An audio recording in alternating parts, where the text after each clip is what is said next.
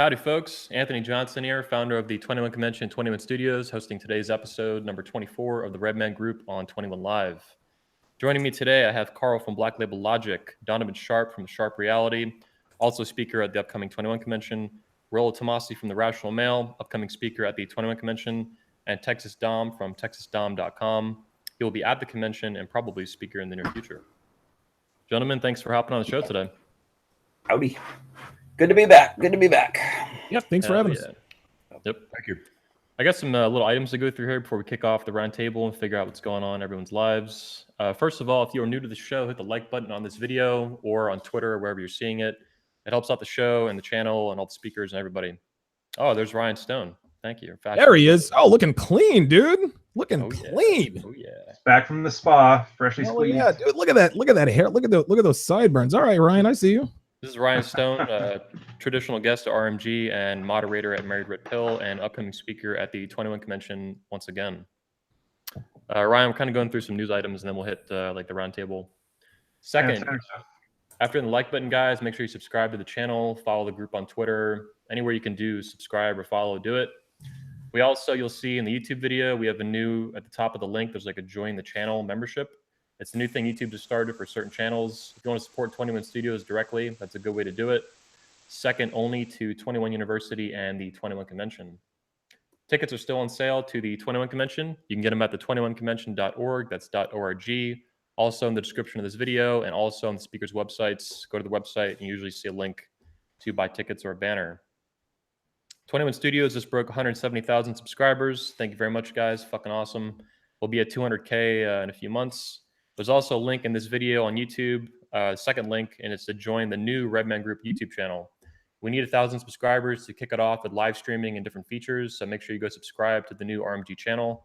That'll be dedicated to the Redman Group, all the podcasts, all the shows, everything we do. Finally, make sure you follow all the guest links in this video. They'll be updated after the show ends. Follow them on Twitter, go to their website, subscribe to their blog, buy their books, all that good stuff.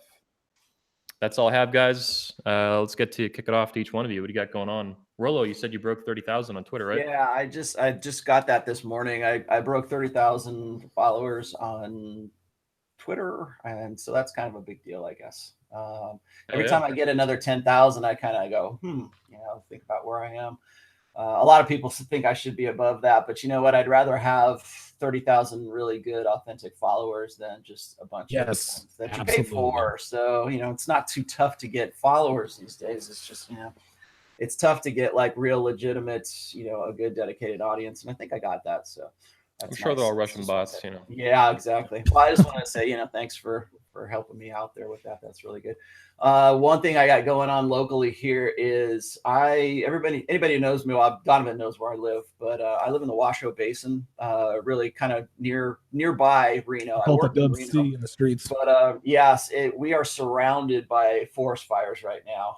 The Tahoe Reno area is just blanketed in smoke right now, and I literally have my house like pretty much just buttoned up, and I'm just relying on my air filters and my air conditioning to keep the smoke out right now.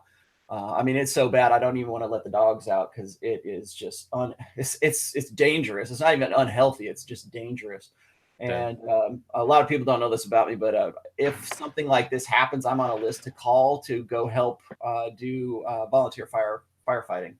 And so basically what that means is I go and dig fire lines. It's not like I'm out there, with a big hose or some shit like that. It's just, I just go out there and I help the guys out when I have a chance to do so. And so I'm on a list. I didn't think I was going to be able to come in today because I thought maybe they were going to help. There's a fire that's about 50 miles north of here. It's called the Perry Fire, and it's only about 45% contained. They're talking about getting it contained by Monday. That is if the winds don't change. So a lot of shit can change and gets a little weird. And when it comes to when fires get really close to the Tahoe area, that's when everybody sort of pitches in and comes out. So so that's something that I might not be doing in the very near future. Rollo, any update on your fourth book? Some people have been asking if it'll be. Yeah, well, actually, I got a few updates on a few other things here too. But yeah, the fourth book is still coming along nicely. Again, I've got a lot of guys helping me with it, so it's actually going along a lot smoother because this is the first book that I kind of can't rely on old posts on my blog to sort of embellish my books. I'm writing this from scratch. So this is just like all of it will be new original material with the exception of maybe like a couple of things that I've written in the past. So it's really a collaborative effort. I've got a lot of guys from like different religions who are want to tell me what the state of their religion is at this point. So it's very easy to get information from Muslim guys and evangelical Christians and Catholics right now. But I also have Mormons. I've also got Jews. I've got some Buddhists. I've got some Hindu guys. A lot of guys in India are beginning to sort of just help me with that. So if there is some sort of religious story that you have that is red pill related, I'm just going to throw this out there. Hit me up in my DMs or just get me on rtrationalmail at gmail.com and just let me know what your story is. I might include it. It might be something that makes the book, but that's what I think the beauty is of the Manosphere is we all, aggregate our experiences together and we produce something that's really great like this. So it's really nice. Guys. We have 2,000 viewers on the Redman Group Twitter right now watching the live stream. Wow, very nice. Are you kidding me? Welcome. Yes. Yeah, so, well, with that, we don't know. But fuck. I know. Anyways, I also want to make a sort of a broadcast here as well. Is Sam Boda is now done with the audio for book 3, and we are in the stages of editing it and re-recording the parts that need to get re-recorded. But I would say probably within the next couple of weeks, it will be with my sound producer, this guy named Peter Rafelson. He's the guy that's done all of my books. I would say by the end of this month, we'll have book 3 on audio. So. Sweet. Yeah, people ask about that a lot too. So yeah. Nice. Ryan, you were fashionably late. What you got going on, buddy? We were joking if you were at Zumba today, or what do you have going on? Just the spa. It's a nice Saturday thing. So for what's going on right now, 2 big things. American Whiner just put the podcast out. So I'll have links on my Twitter there for you guys if you want to hear. It's got a little bit of backstory. It's nice. Alex, the guy running the thing, has just kind of started his red pill journey, and then me, who he says is further along. Very big ego boost. He called me the 4th R, which I'm flattered, but I don't know how I'm going to beat Roosh.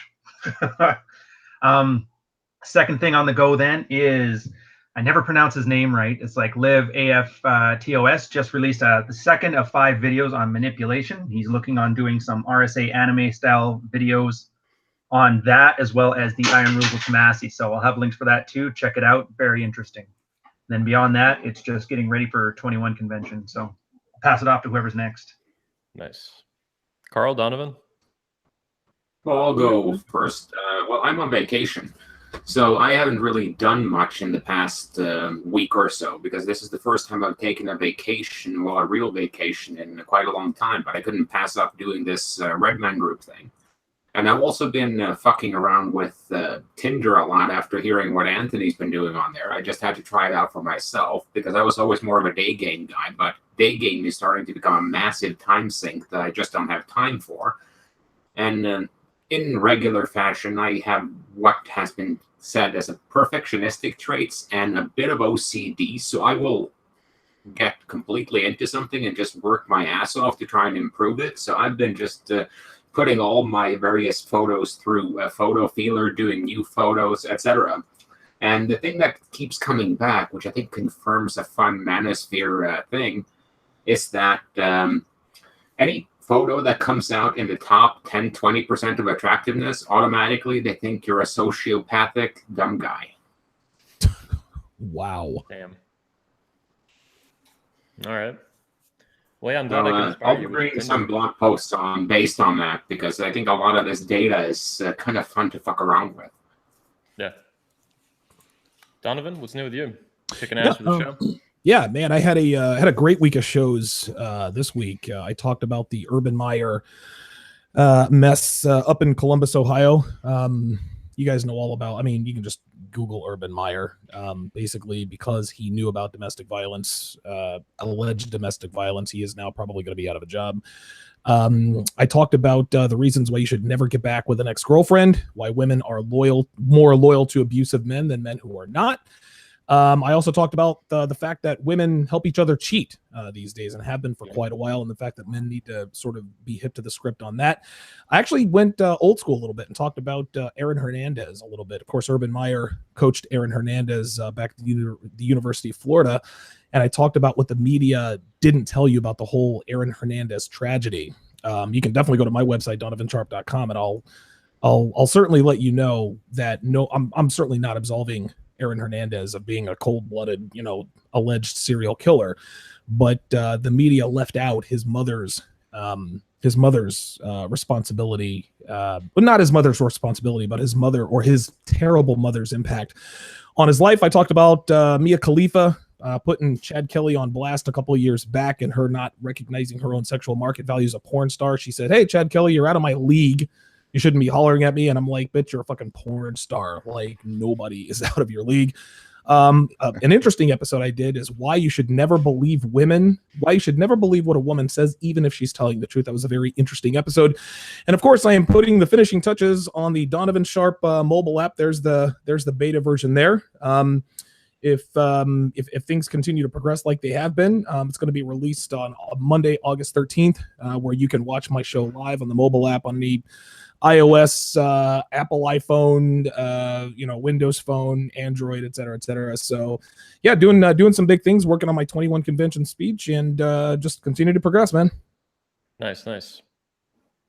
Tex, what's I'll new jump with you? in. Actually, kind of like Carl, I'm getting ready for vacation. I've got my boat finally got fixed and it's ready to be picked up, which means I am now about to start a 2-week vacation down on the coast and see how many fish I can catch, which is always a lot of fun. But since the last Red Man group, I threw that offer out there about talking about the dominant submission stuff at the end, like when I go to 21.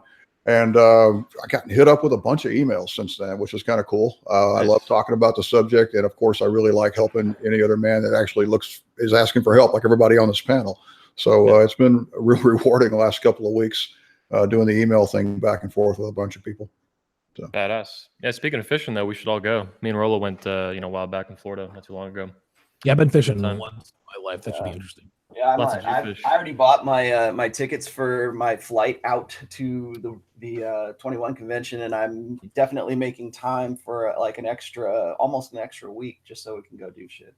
By the way, Rollo, not to cut you off, I want to go back to the whole wildfires thing. Yeah, I lived in Reno for a year, and I remember the summertime there. Every week there seemed to be, especially because you guys are up there near Northern California, but it's hot. Obviously it's hot and dry. It's the desert, man.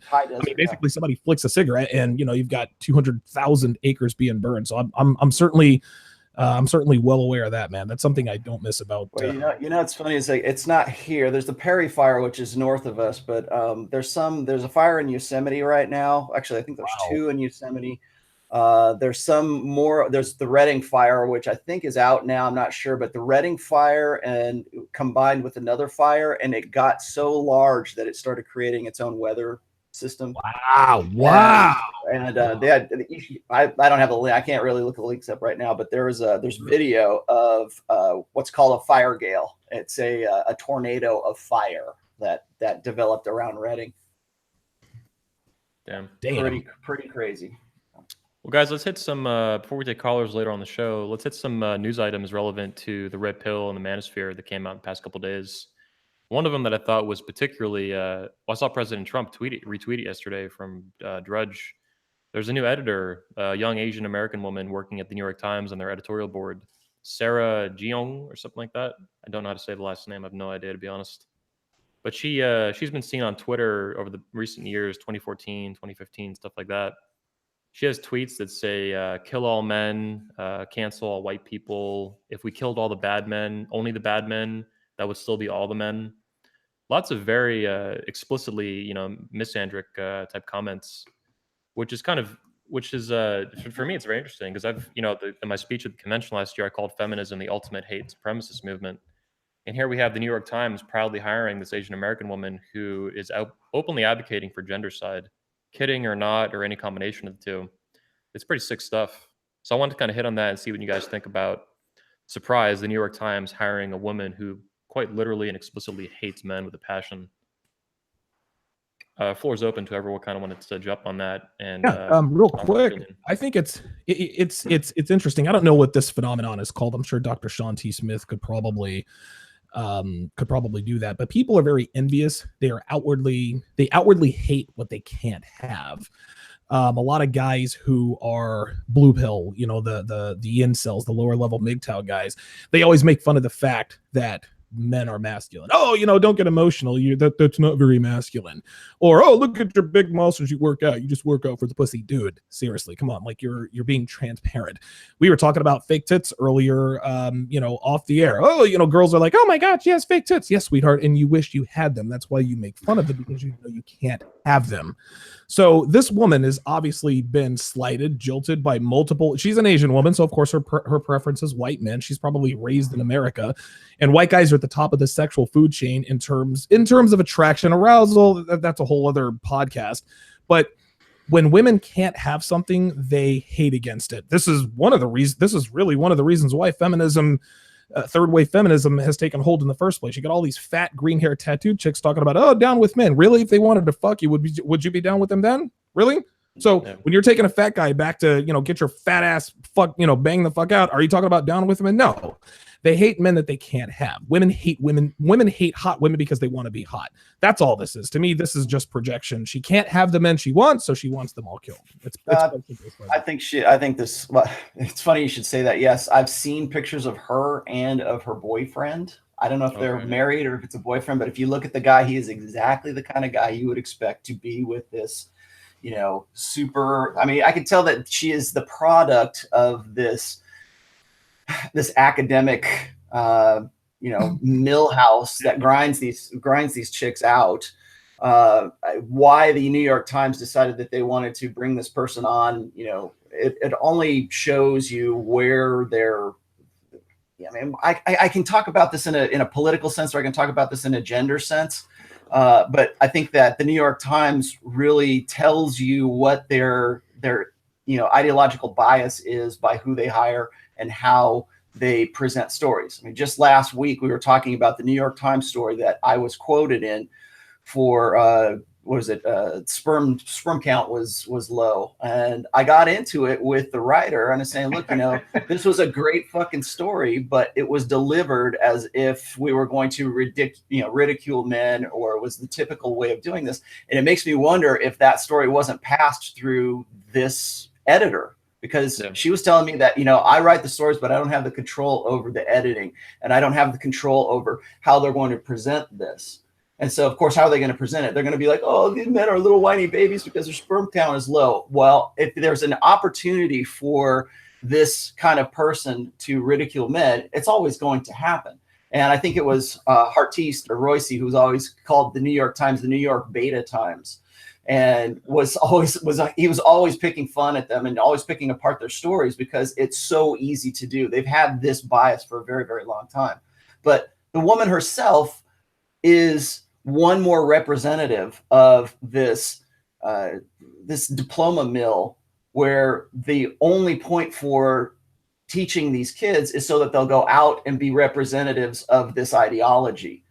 Even I think it was Jordan Peterson was saying that is what their function is. That is what these teachers' function is. And you cannot find a conservative teacher in academia today. It just simply doesn't exist.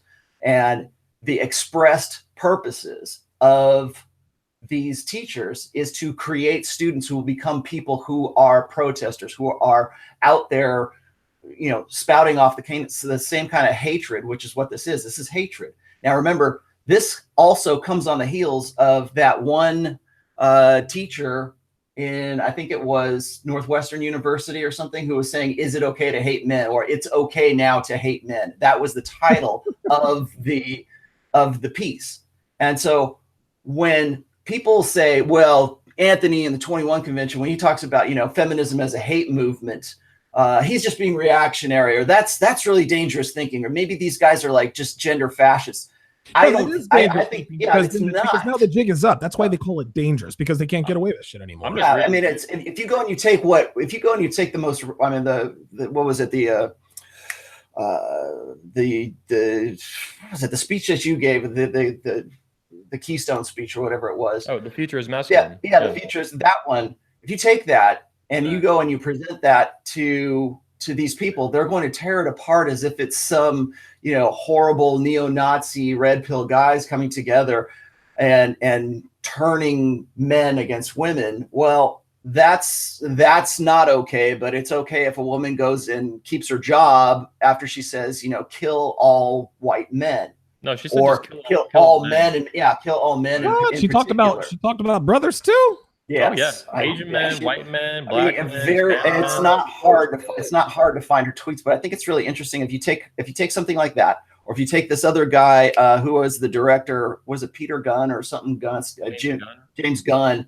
You look at his pedophilia tweets or his pedophilia jokes. We're gonna go give them a pass, but we would never give a pass to someone like like if Roseanne goes out there and says something that's off color. We're never going to, as long as you're towing that particular ideological line, we're not going to give you the pass, but we're going to go ahead and give these other people a pass. And I think that it's important that we call this shit out for what it is, because that's what feminism is. It's a hate movement. And here you have a protester, or here you have the result of this academia that has created these people to enforce feminism and enforce the feminine imperative and to enforce this militaristic aspect of feminism. I'm saying that I'm of the opinion here that feminism has never been through waves. People want to say, well, first wave feminism was okay because it got women the right to vote and they were treated as equals and all that bullshit. If you go and you look at the history of feminism from Seneca Falls in the mid 1800s to where we are now, it is the same fucking movement. It is the same hate movement it has always been. It's just that we want to cut it up into waves and say this wave was okay and this wave was not okay and this wave is really hella material or militaristic. No, it has always been that way, and I can show you stories and news features from back in the the turn of the century where they're bombing churches. These feminists, the suffragists who we say, oh, the suffragettes, yay for us, Women's History Month. Bullshit. They bomb churches. There's a whole list of crimes that these women went through to, make their, state their case. And really it came down to one man, one guy whose mother told him, vote for the suffragettes in the House so that they could pass the vote to get the vote for women. It was one beta guy who got a letter from it, and I could show you the link to this. It's a very famous case. It was split, and there was one guy who was the deciding vote, and the deciding vote was one beta guy who got a letter from his mom, and he did what mommy told him to do. Oh God. Yeah. Yep. Carl, you wanted to hop in on this? Ronald actually did a very good segue there, because feminism and Marxism are very closely aligned, and what I wanted to point out is the creation of an in-group and an out-group is very common with any form of totalitarian ideology. You had the Nazis and Jews, you had the communists, you have the proletariat and the bourgeois. And by creating this out-group, you're saying that you can do whatever you want to this out-group, and that's okay. But if someone in the out-group does the same thing to you, that's wrong. And one of the things that's been kind of getting on my nerves in my Twitter feed are these people who are obsessively pointing out, well, look, the left is doing exactly the thing they chastise this person for, and this person for, and this person for. And yeah, that's how it works. It's okay when they do it. It's not okay when the other side does it. And that's very classic. And like Rollo said, with the history of feminism, starting with bombing churches, communism was much the same way when it developed. I mean, it started with, we want labor rights, we want fair wages, we don't want 6-year-old children working 7 days a week, 12 hours a day deep in coal mines. And there were a lot of good things packaged in with it. But along with that came the constant need for control and surveillance and any form of thought crime and show trials and all these other negative things that were required to kind of keep the, let's say, less insane parts of the ideology linked up with the completely insane parts of the ideology. And that's kind of where we are now with feminism. They've reached the apex of insanity where oh, there's no such thing as objective truth. Empiricism is a construct of the white male patriarchy. Gravity is just a social construct that was invented to keep women from soaring to the heights they were always intended to have. And you get this comedic exaggeration where they lose track just because most people see, okay, you know, we were with you when you were on political rights and economic rights and, you know, social rights. We can't really agree with you that we need to nullify gravity so that we can get through the glass ceiling. I mean, we have to kind of cut the line. And that's where feminism is going to kill itself, because they've actually put themselves in a fun catch-22.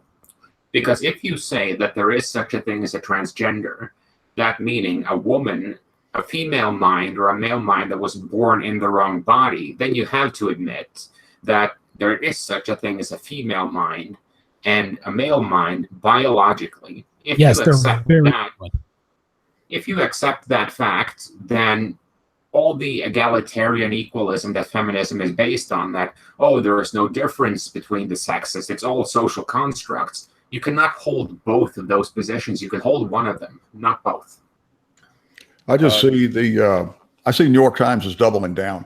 I mean, it's like, it's classic what Trump's been doing, right? Trump does something outrageous, everybody yells at him, he doubles down even more, right? So there's this whole battle going on between the, you know, Trump and the fake media and all that kind of stuff. And New York Times is right in the middle of it. In fact, I'm getting promoted tweets from them all through my Twitter feed. I had to eventually just block it because it was such garbage. But all they're doing is doubling down. And Carl's right. I mean, they're literally going to double down themselves, the whole feminist agenda, out of existence. It's coming. Yeah, the New York Times at this point has gotten bed with essentially androcide or gendercide. Like, this woman is openly advocating for killing all men. You know what? Donovan, Ryan, can you guys comment a little bit, if you can, on just the arrogance and the entitlement for a woman to act like this in public, to openly advocate for the death of millions of men like that? Daddy issues. I'm not gonna lie. The whole, like, I get it, the feminism is a hate movement thing, but I don't think it's a thing. I think it's a vessel. And nobody gives, like, feminists don't give a shit about feminism and the abstract. I think they give a shit that a nagging middle-aged woman gets a veneer of credibility, as well as that girl whose dad didn't buy her that pony she wanted. And that's why, well, no, when you look at it, look at the feminine symbols you see for feminists. What did she do? She cut her hair in like a Mo from the Stooges haircut, rainbow colored. Anything you can to make you look like less. It's like, you can't fire me, I quit. You think I'm not a 10 out of 10? Well, I'll be a 3 out of 10. That'll show you. And it's just, I don't. And then when you see the specific issue, do you guys know who Trey Gowdy is? Yeah. So I remember he had this video where there was this liberal professor on there, and he kept just reading back all this same stupid shit, like hate all white men. And he had to admit, like, he was just doing it to fit in with his peer group. And they kept having this one-upmanship, and that's where they're at now. So I think what you got here is a validation-seeking girl with daddy issues trying to fit in with some peer group by one-upping them by saying how much she hates white men. I don't think she gives a shit. She clearly doesn't have a problem fucking them. So I don't think she really does hate them. I just think it's edgy, and she gets to show how she fits in. And you see examples of that everywhere. Remember Lacey Green? Oh, she was a feminist until she got a nice guy in her bedroom, and now all of a sudden she's like, maybe we shouldn't hate all men because I kind of like this one. Yeah, she flipped real quick. Yeah. And then even Lauren Southern. I know there's that alt-right meme where she was dating black guys, they dumped her, and now she's very alt-right. So even if it's not it's believable, even if it's not true. So everybody kind of knows this, but nobody really says it. The emperor has no clothes. So yeah, this whole thing, I think it's just society-wide daddy issues personified. Yeah. And then you add to that whole tit-for-tat strategy that people have now with doxing people who say mean things on Twitter, and you get a force amplifier for it, and that's why we're in this shitstorm we're at now. I think, and then for a practical level, for a red pill man, the best strategy is don't howl at the moon. Like, they're not going to change her. So all you're doing is looking angry and painting her as the victim for the angry guy on the internet and yelling at her. Plus, nobody really cares. I mean, how many of you guys are going to look at the New York Times and like, well, now I'm not going to read it? Like, were you reading it before? Were you really? Like, right. Is this the one thing that ruined the historic record of the public interest? No, they're just like Tex says, man, let them flounder. They're going to double down, do the Vox Days, social justice warriors, always lie roadmap. And it's just like by the numbers at this point. Just laugh, sit back and laugh. They're a good punching bag. Yeah. Donovan, did you want to hop in on this? Yeah, just to add to what Ryan said, yeah, I mean, I don't know, and I'm not a psychologist or anything. I'm just going back to what I said. People pretend to hate what they can't have. Oh, what's he driving a Lamborghini for? No, dude, like if somebody gave you one, you drive it. As far as, you know, oh, kill all white men or kill all men, dude, I don't take that shit seriously. They can talk all that shit all they want to. That shit's never going to happen, because if somebody were to snap their fingers and make all men disappear, women would find something else to bitch about. Also, all these alt-right girls, kind of like Lauren Southern, I never took her seriously. To me, she was just an attention whore who tried to jump on, she tried to jump on the train. They found out she was fucking niggas, and they said, all right, well, you got to go, right? So that, I mean, listen, man, I remember there was I forget where this was. Maybe she was in Europe, but I think she was running for office. I forget what it was, but they found out. They knew she was a porn star, but when they found out she was fucking black guys on camera, they like disavowed her. I thought that was pretty funny. But these alt-right girls like MAGA, kind of like you know, Lauren Southern, actually, Kitten Holiday is sort of like a very, very, very poor man's Lauren Southern. They don't really believe that. And it's funny, you listen to Lauren Southern's videos, that doesn't come from her mind. She doesn't have that kind of brain. She's not that smart. It's just like it was either Tex or Carl just pointed out, the female mind is very different from the male mind.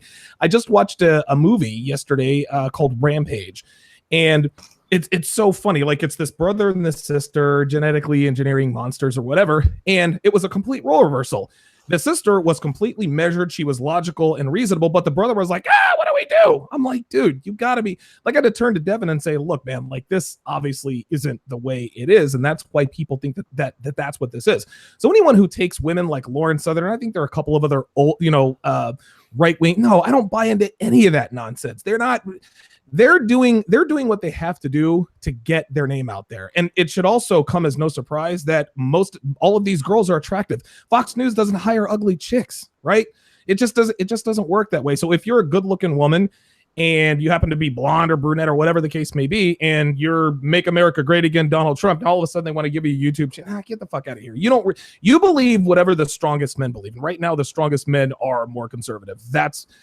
And not to drone on here, but these women like Lauren Southern, they think that men follow them for their cerebral brawn. No, dude. People watch your videos because they want to fuck you. It's just like the girl thinking, well, he wants to fuck me, so of course he wants my opinion on astrophysics. No, we don't. We want your opinion on your tits. How well do you suck dick? Right? Do you take it in the ass? That's really what we're interested in. So while we're chanting on, yeah, Lauren, you tell him, no, we are not really listening to you. We are imagining you on your knees, me choking you with my dick. That's what we want out of you. And now that like I said, that she found out that she was fucking niggas. All right, we got to move on to the next blonde hottie.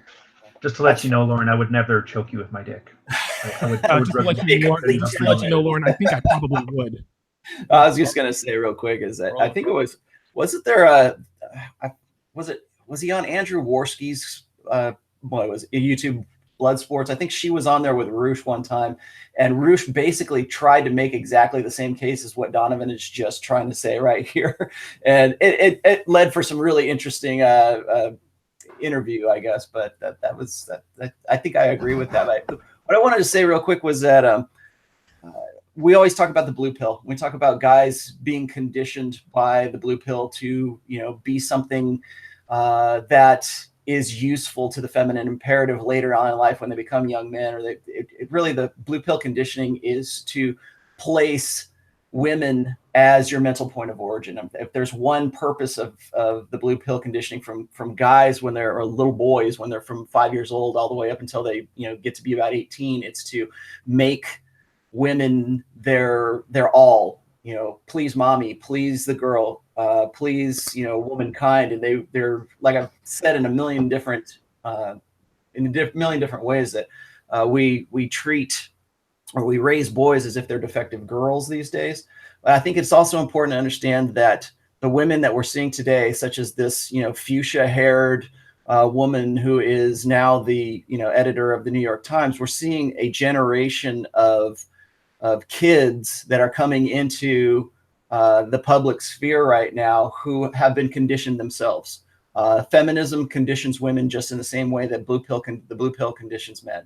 Okay. It conditions these women to be something that they think society is going to expect of them once they get out of college and they get out of their safe spaces and they get into a position of authority, which is where this woman is right now, in a sense, with the New York Times. She is essentially directing the voice of the New York Times. She is going to create the color of all of the the editorials that come out of the New York Times.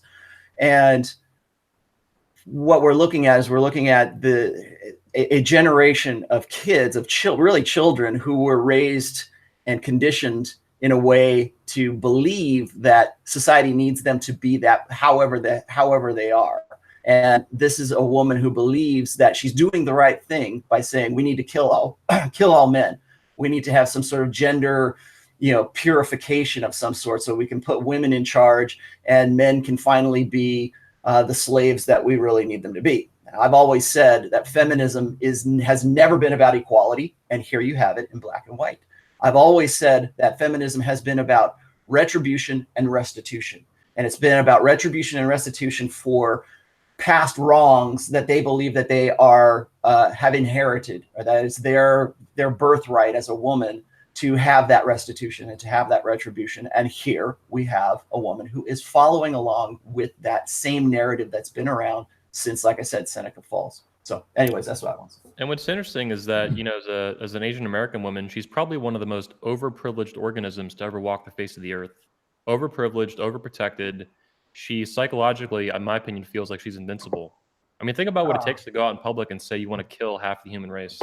And you're just like, you think that's cool and normal, and it's like signaling like stuff. Dude, how many incels tried that? They got what, maybe 4 or 5? Like, it's hard. It's really ballsy, man. She's shooting for the moon. Carl, you want to hop in?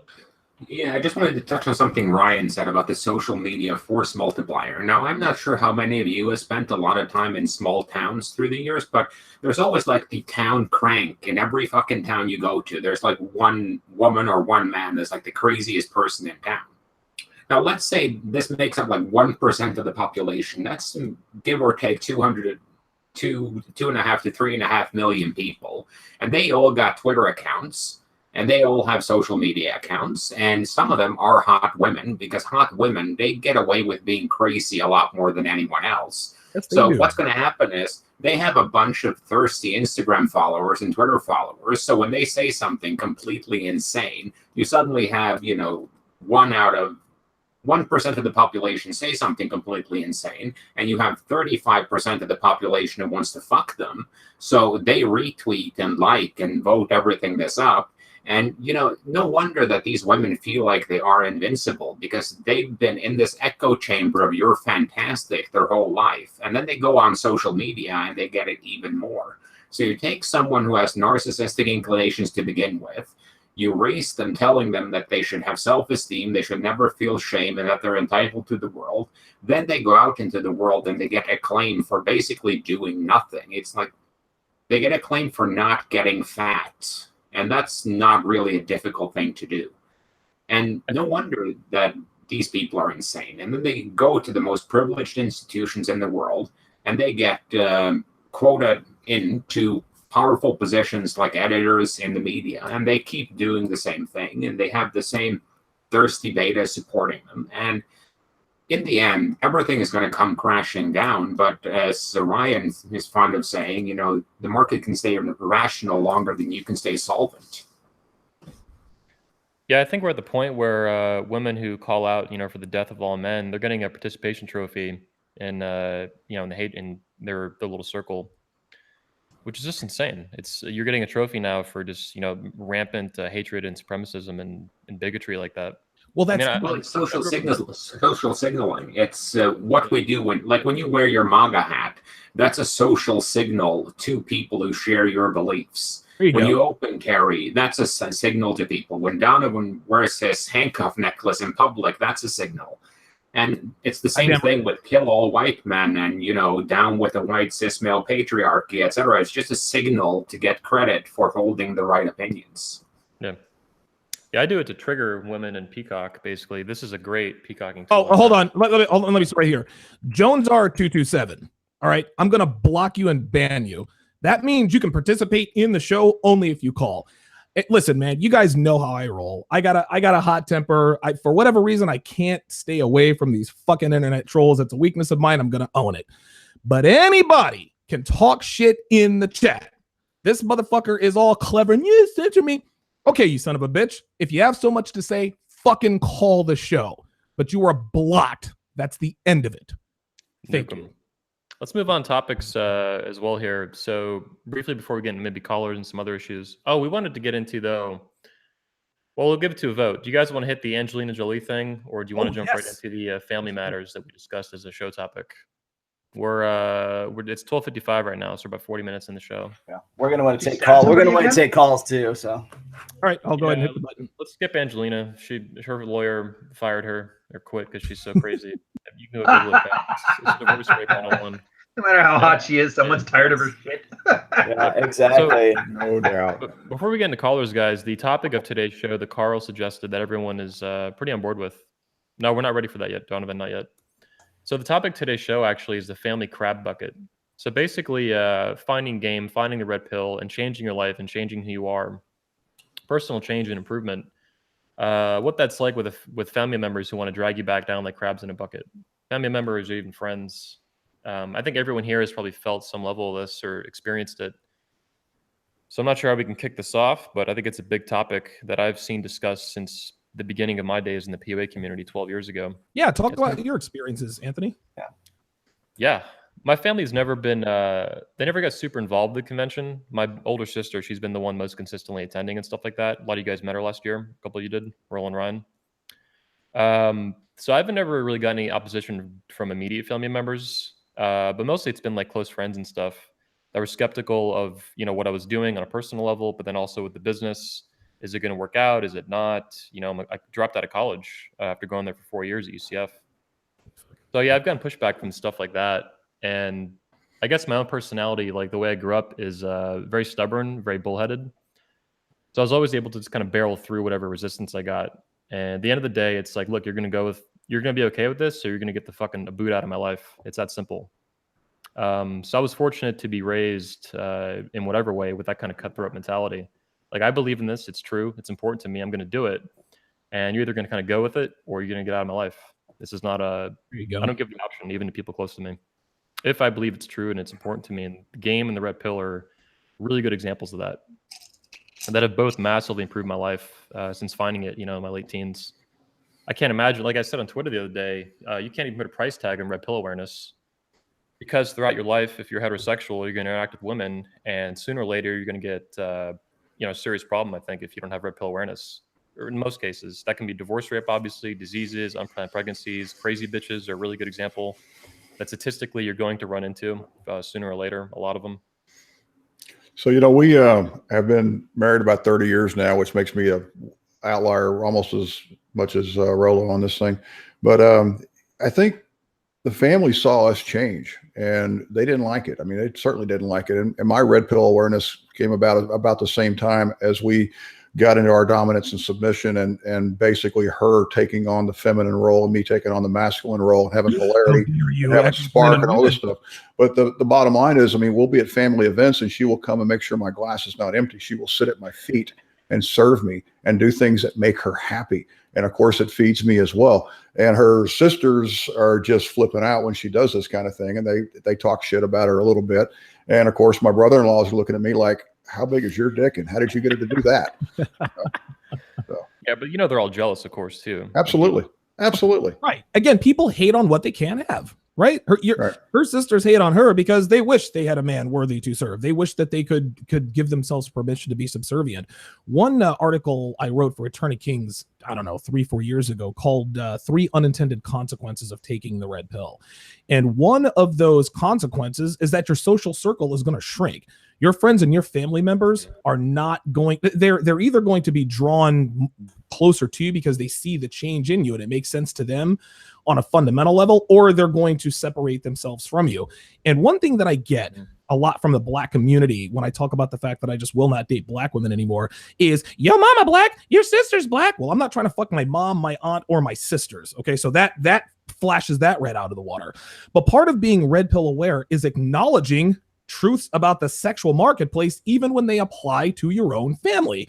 I love my mother and I love my sisters. Guys, each and every one of those people have had abortions. Why? Because they had unprotected sex with people they had no business having unprotected sex with, right? My mom and sisters were acting like hoes, okay? Love my mom, love my sisters, but that doesn't mean I cannot compartmentalize who and what they really are as people. Just because they happen to be related to me doesn't mean I'm not going to formulate my own accurate opinion in terms of who and what they are as people. And when your family members see you living this kind of life, and my sister's like, I support you as long as you're not talking shit about black women. Well, I guess you're just not going to support me, right? I'm always going to love her. She's always going to love me, but that's just how it is.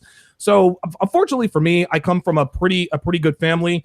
I do this. One of my brothers is a professional chef. He's a sous chef at a Michelin star restaurant. Another brother of mine is a high school principal. One of my sisters owns a cake business, and my other sister is about to open up a brick and mortar store selling purses and fashion designs. Like, we're highly successful people. So fortunately for me, I don't have any of them, trying to pull me down into the crab bucket. But when they find out what I do and what I talk about, they tend to stay away from the subject. So if you take the red pill, and this is part of what I'm going to talk about at the 21 convention, you got to be prepared, because a lot of your friends and family members are not going to like what you're up to. They're just not going to like it. So be prepared for that.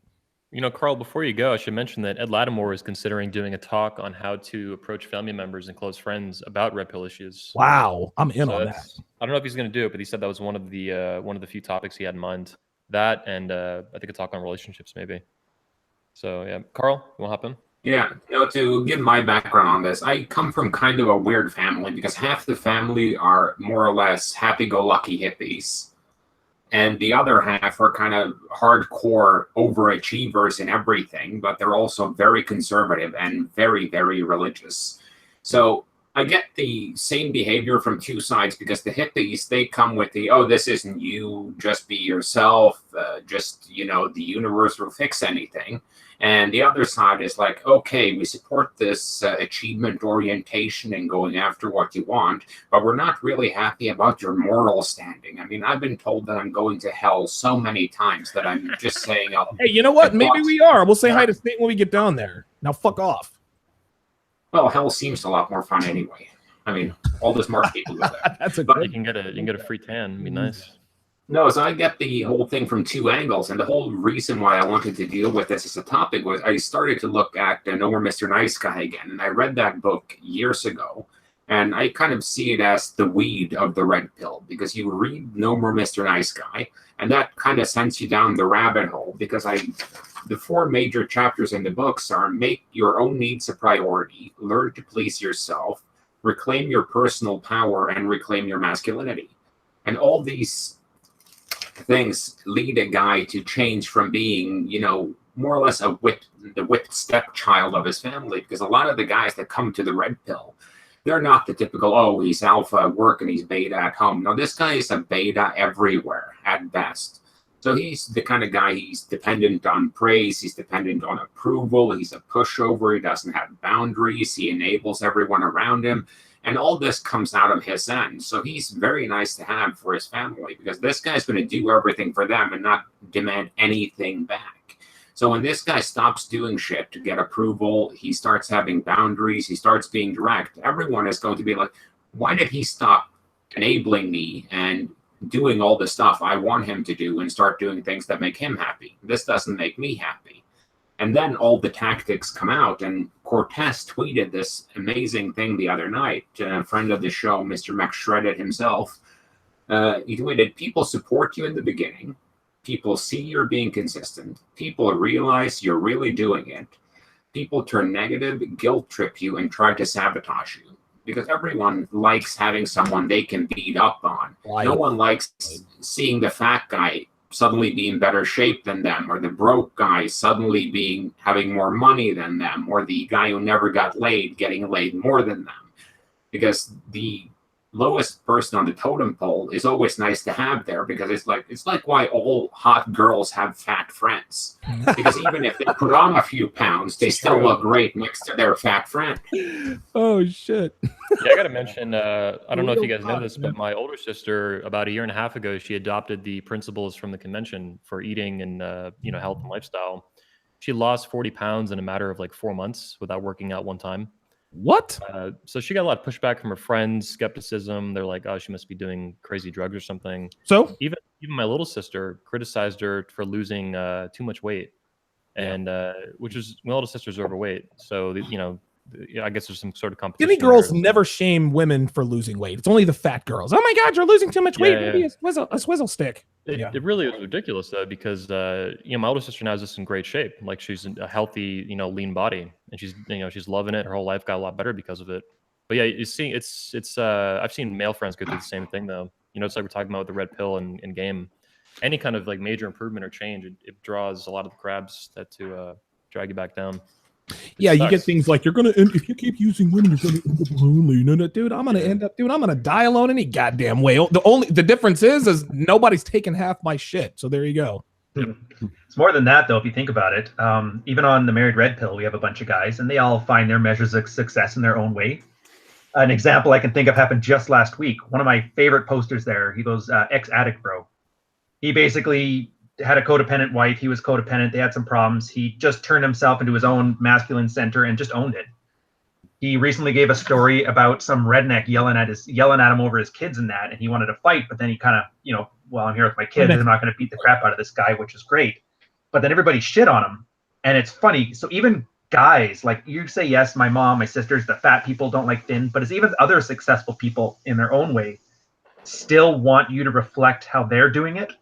So we got to remember, we're telling everybody to be these egotistical, narcissistic, masculine centers, and then expecting us to all of a sudden get along because we both all did it. It's like the crab bucket, it's going to be universal. It's just you just have to plow through that shit and realize that it's other people with their motivations, and you just got to do your own thing. Like they don't have to approve. And I think it's a great lesson.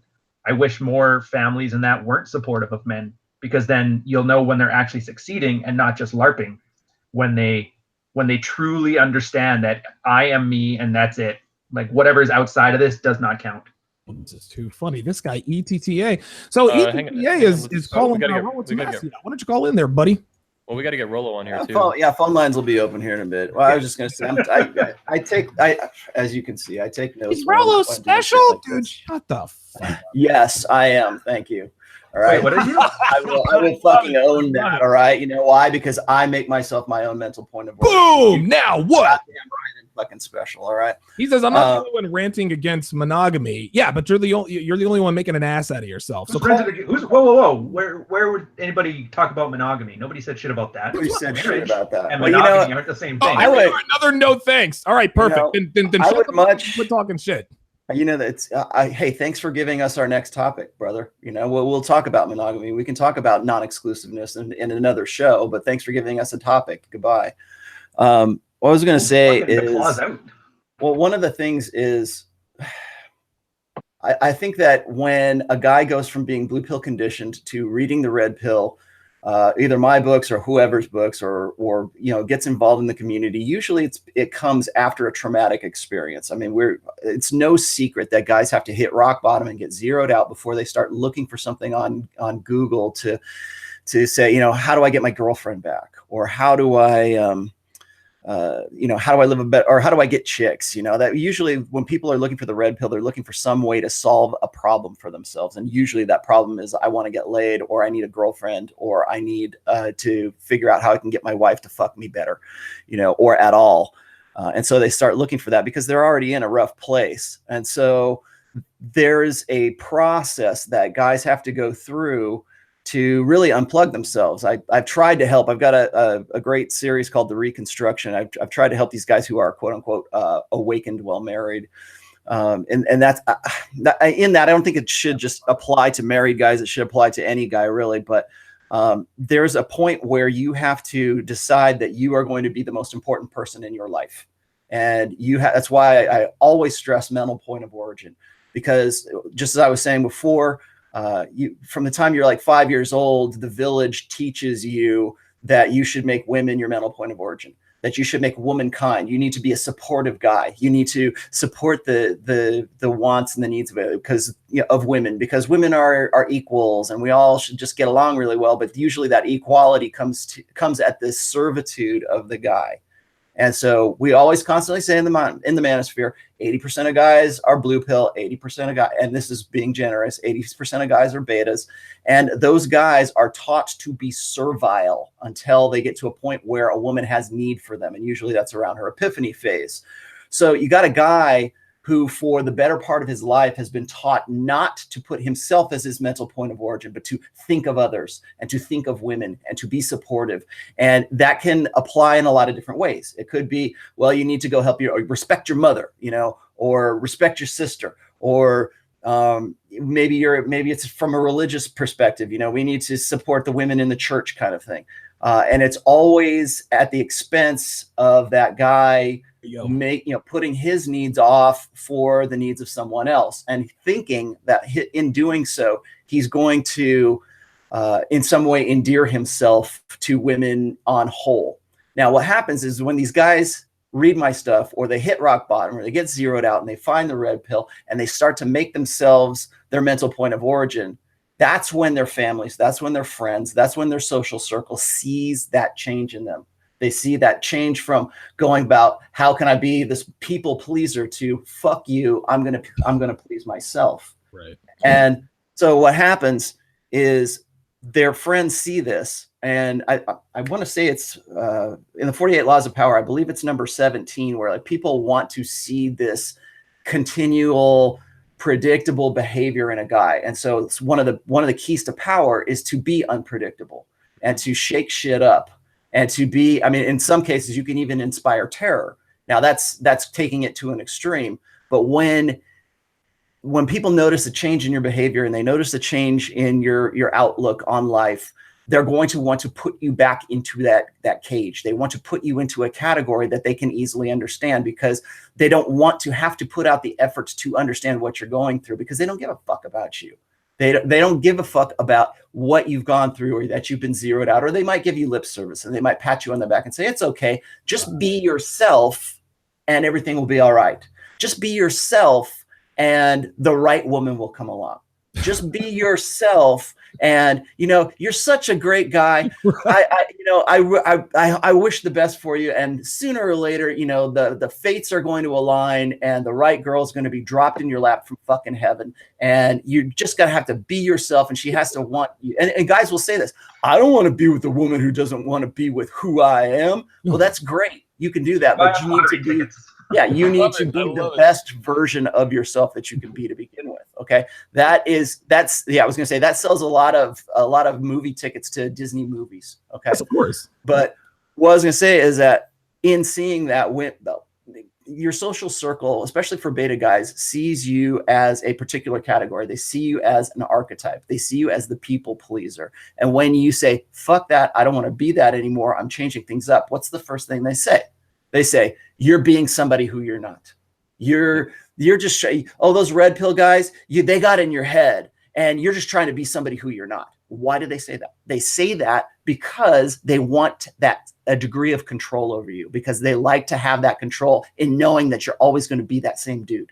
And this is one of the reasons, I think we talked about this last week, one of the reasons why I really get my fucking burr up when it comes to these guys promoting like archetypes, or was it Myers-Briggs, categories and shit like that, is the reason they do that. The reason that's popular, the reason that shit has been like completely disproven. No psychologist worth their fucking salt uses Myers-Briggs, but it's big and it's popular because it's astrology. Why is astrology popular? It's popular because it fits you into a category that people can predict. If they can predict your behavior, they can have a degree of control over you and move on.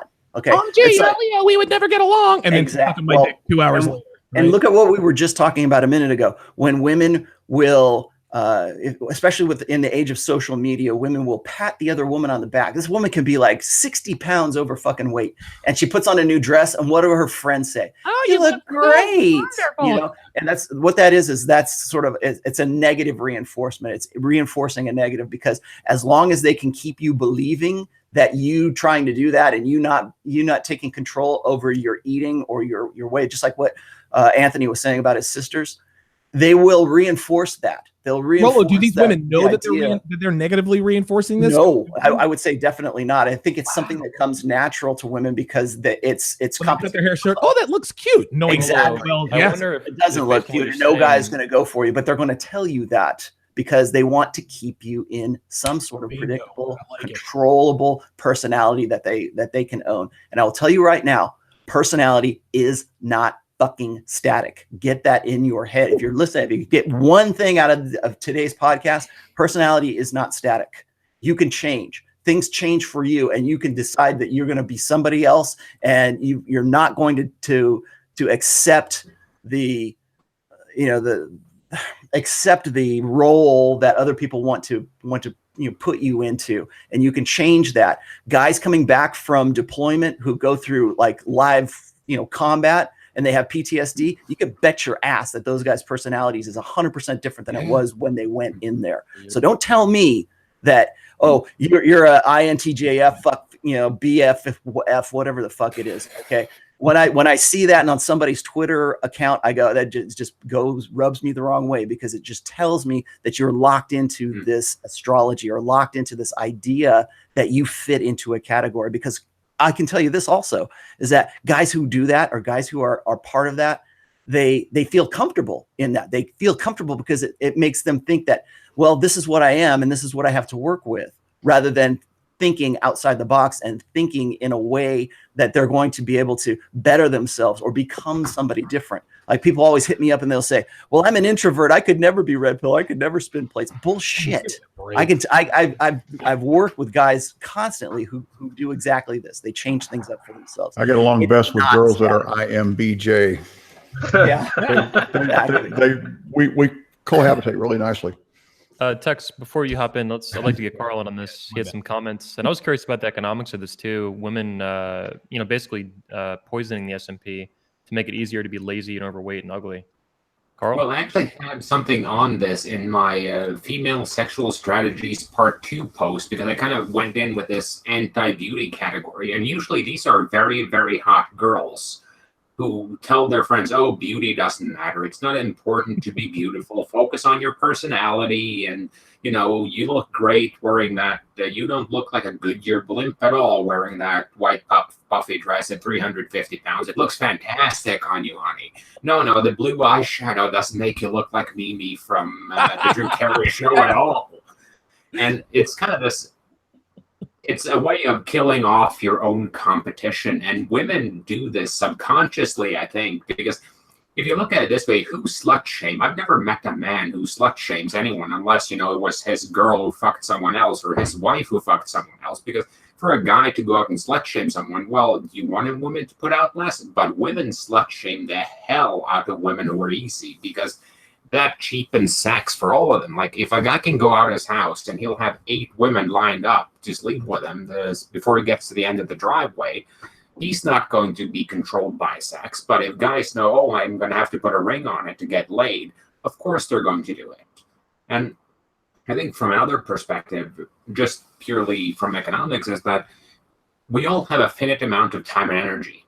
The more of other people's time and energy you can use to your end, the better it is for you. So if you have a guy who's a pushover who will come over and help you fix your lawn, and that'll take you half the time if you did it alone, and he will never ask you to return the favor, of course you're going to have that guy over every week doing your lawn. Goes without saying, you get something for nothing.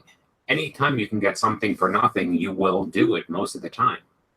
But I wanted to actually touch on something Rollo said, because I think it's very important that when you categorize yourself, those things are not deterministic, but they have a tendency of being it. If you define yourself as an introvert, you will tend to become even more of an introvert.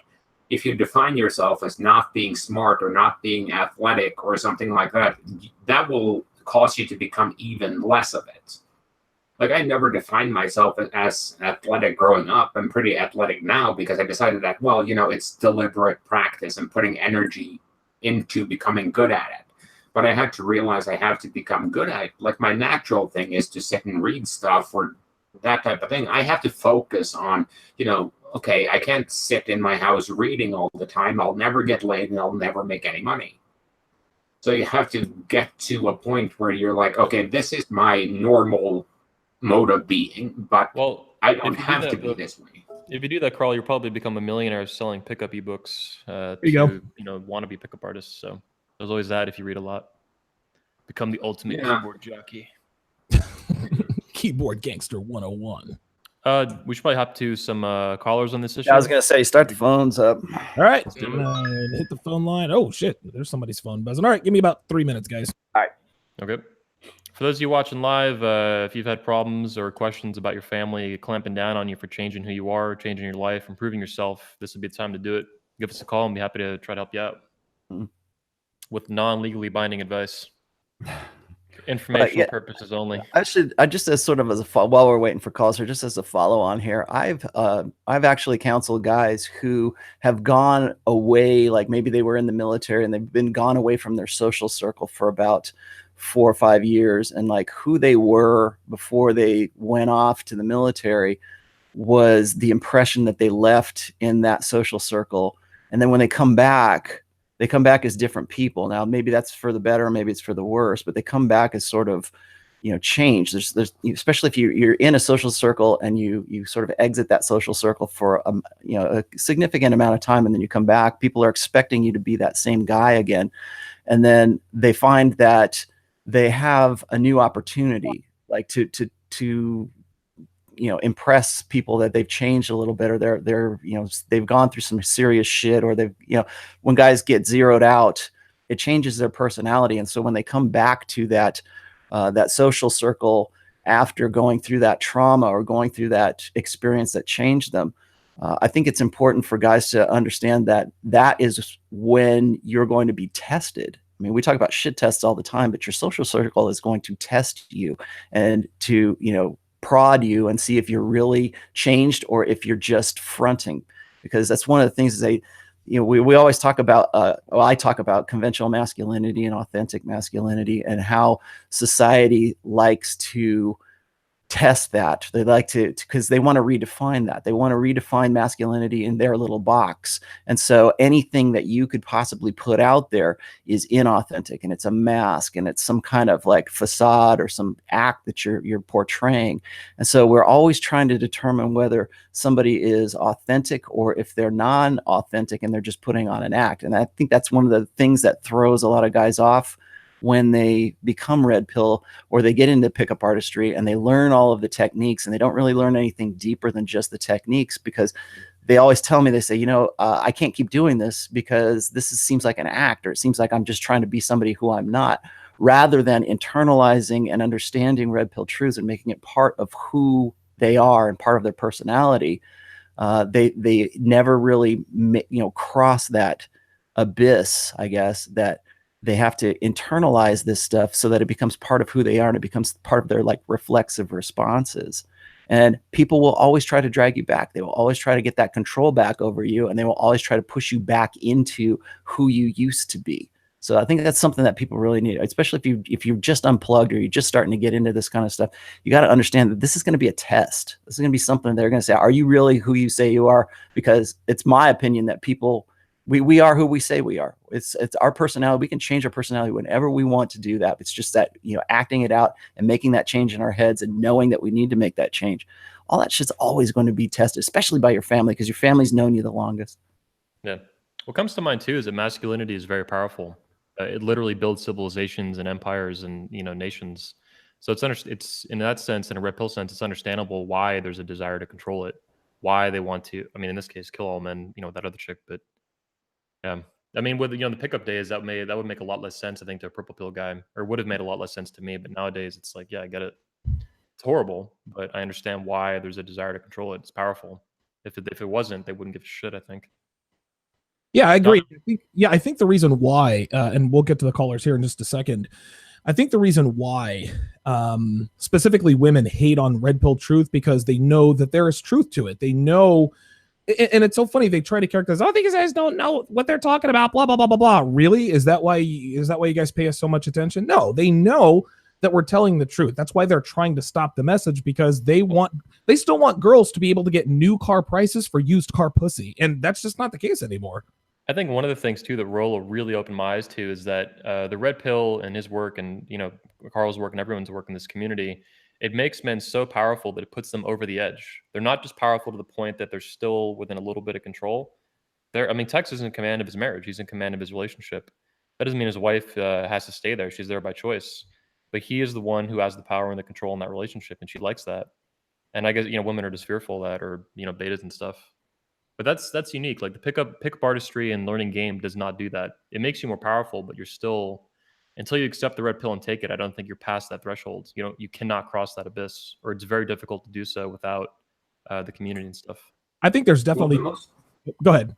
My bad. No, the most powerful thing I ever thought of, or I'm not sure if I read it or if it's something I concluded or whatever, but you are always in control as long as you're willing to deal with the consequences, because you don't have to stay at your job. You can punch your boss in the face, screw his wife in front of him on his desk, and walk out. You're probably going to get jail time for it, but you can do it if you're willing to deal with the consequences. And a lot of this is building up your own ability to tolerate those consequences. Because if your family is going to guilt trip you, or they're going to try and use shame bombs, or they're going to have one of those triangulated, hey, we need to sit down and talk type situations, you just have to tolerate that little bit of pain for all the pleasure you get in return.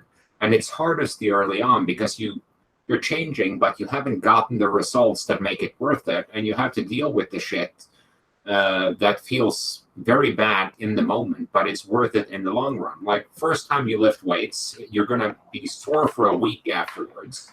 But then if you keep doing it, the soreness diminishes and you get stronger and you get better looking. So why not keep going?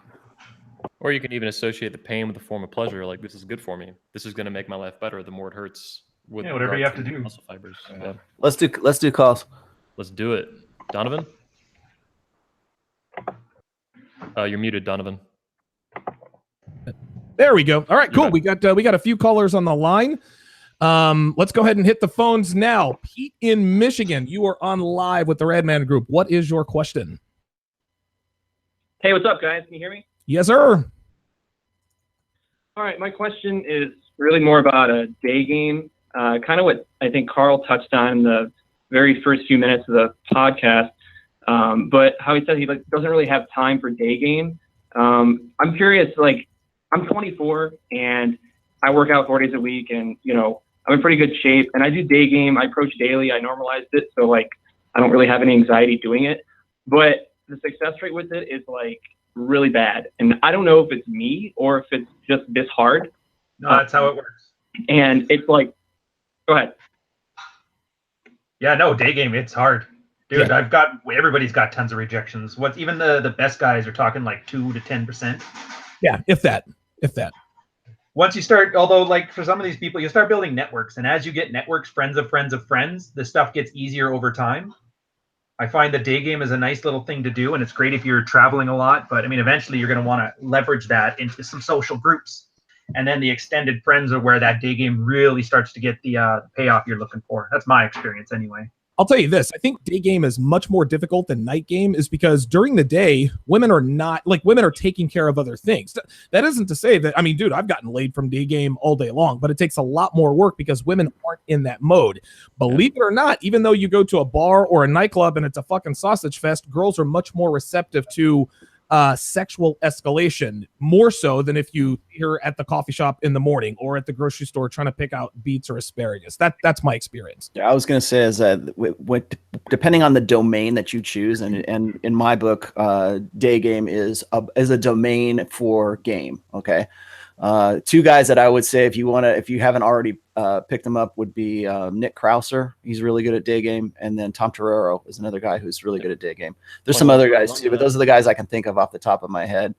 Mm-hmm. And I was going to say is that one of the things I think that guys, particularly if you're dating and you're into pickup artistry and stuff, don't get domain dependent. So if you're into day game, great. And if it works for you, great. I would also say that day game is probably far more difficult than any other form of game, because you're basically doing cold calls is what you're doing. You're just seeing a chick that you like on the street, and you're going to go, what's it called? A yad stop or something like that. I can't remember what the proper terminology is. I know that guy. Yeah. But I would say that mix it up a little bit.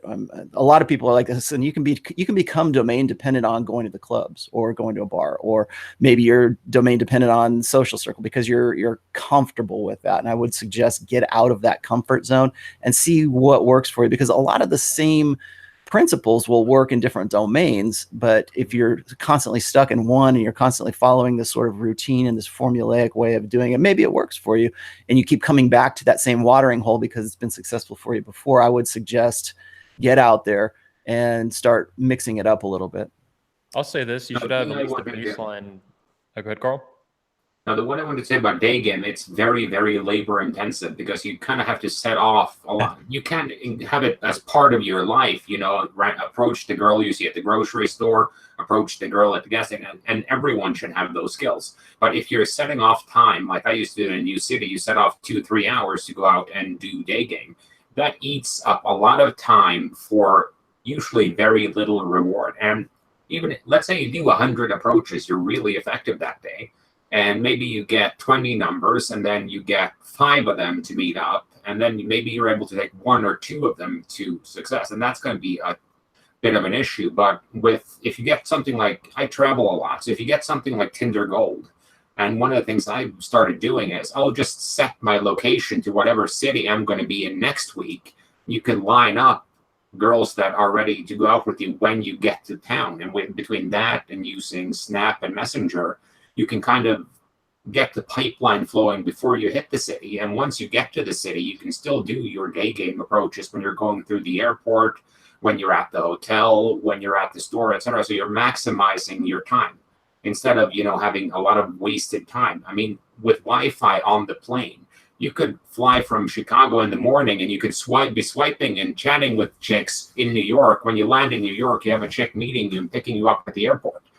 I mean, I'll add that for sugar babies, advanced planning like this, literally location planning in advance, a few days or a week, that's really effective because it makes you look really rich, or even more rich than your $8 million net worth on seeking arrangements. And real quick, I know we want to keep it moving, but this is something that has to be said, and I think all of you have touched on this. Day game, and Carl nailed it. It is very labor intensive, and I always use this example during the day. If I approach 10 girls, and this is if you're really fucking good, I'll get 7 numbers.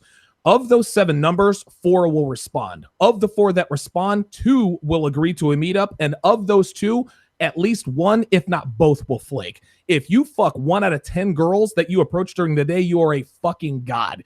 Day game is a full-time job. And a lot of guys ask me, Donovan, you were in Vegas and you're fucking this girl and that. Why did you give it all up? Because it's just a better life. Yes, sticking your dick in a new vagina is great, but listen, in the infamous words of turd flinging monkeys, sometimes at some point the juice isn't worth the squeeze, man. It's just a better life to have one girl. And I think Texas common ground. Yeah, common ground. Yes, absolutely. Let's go and hit the phone lines. We've got a guy from Australia on the line, and of course we all like to run our mouths, so I couldn't hear what his name was. What was your name, Mr. Australia?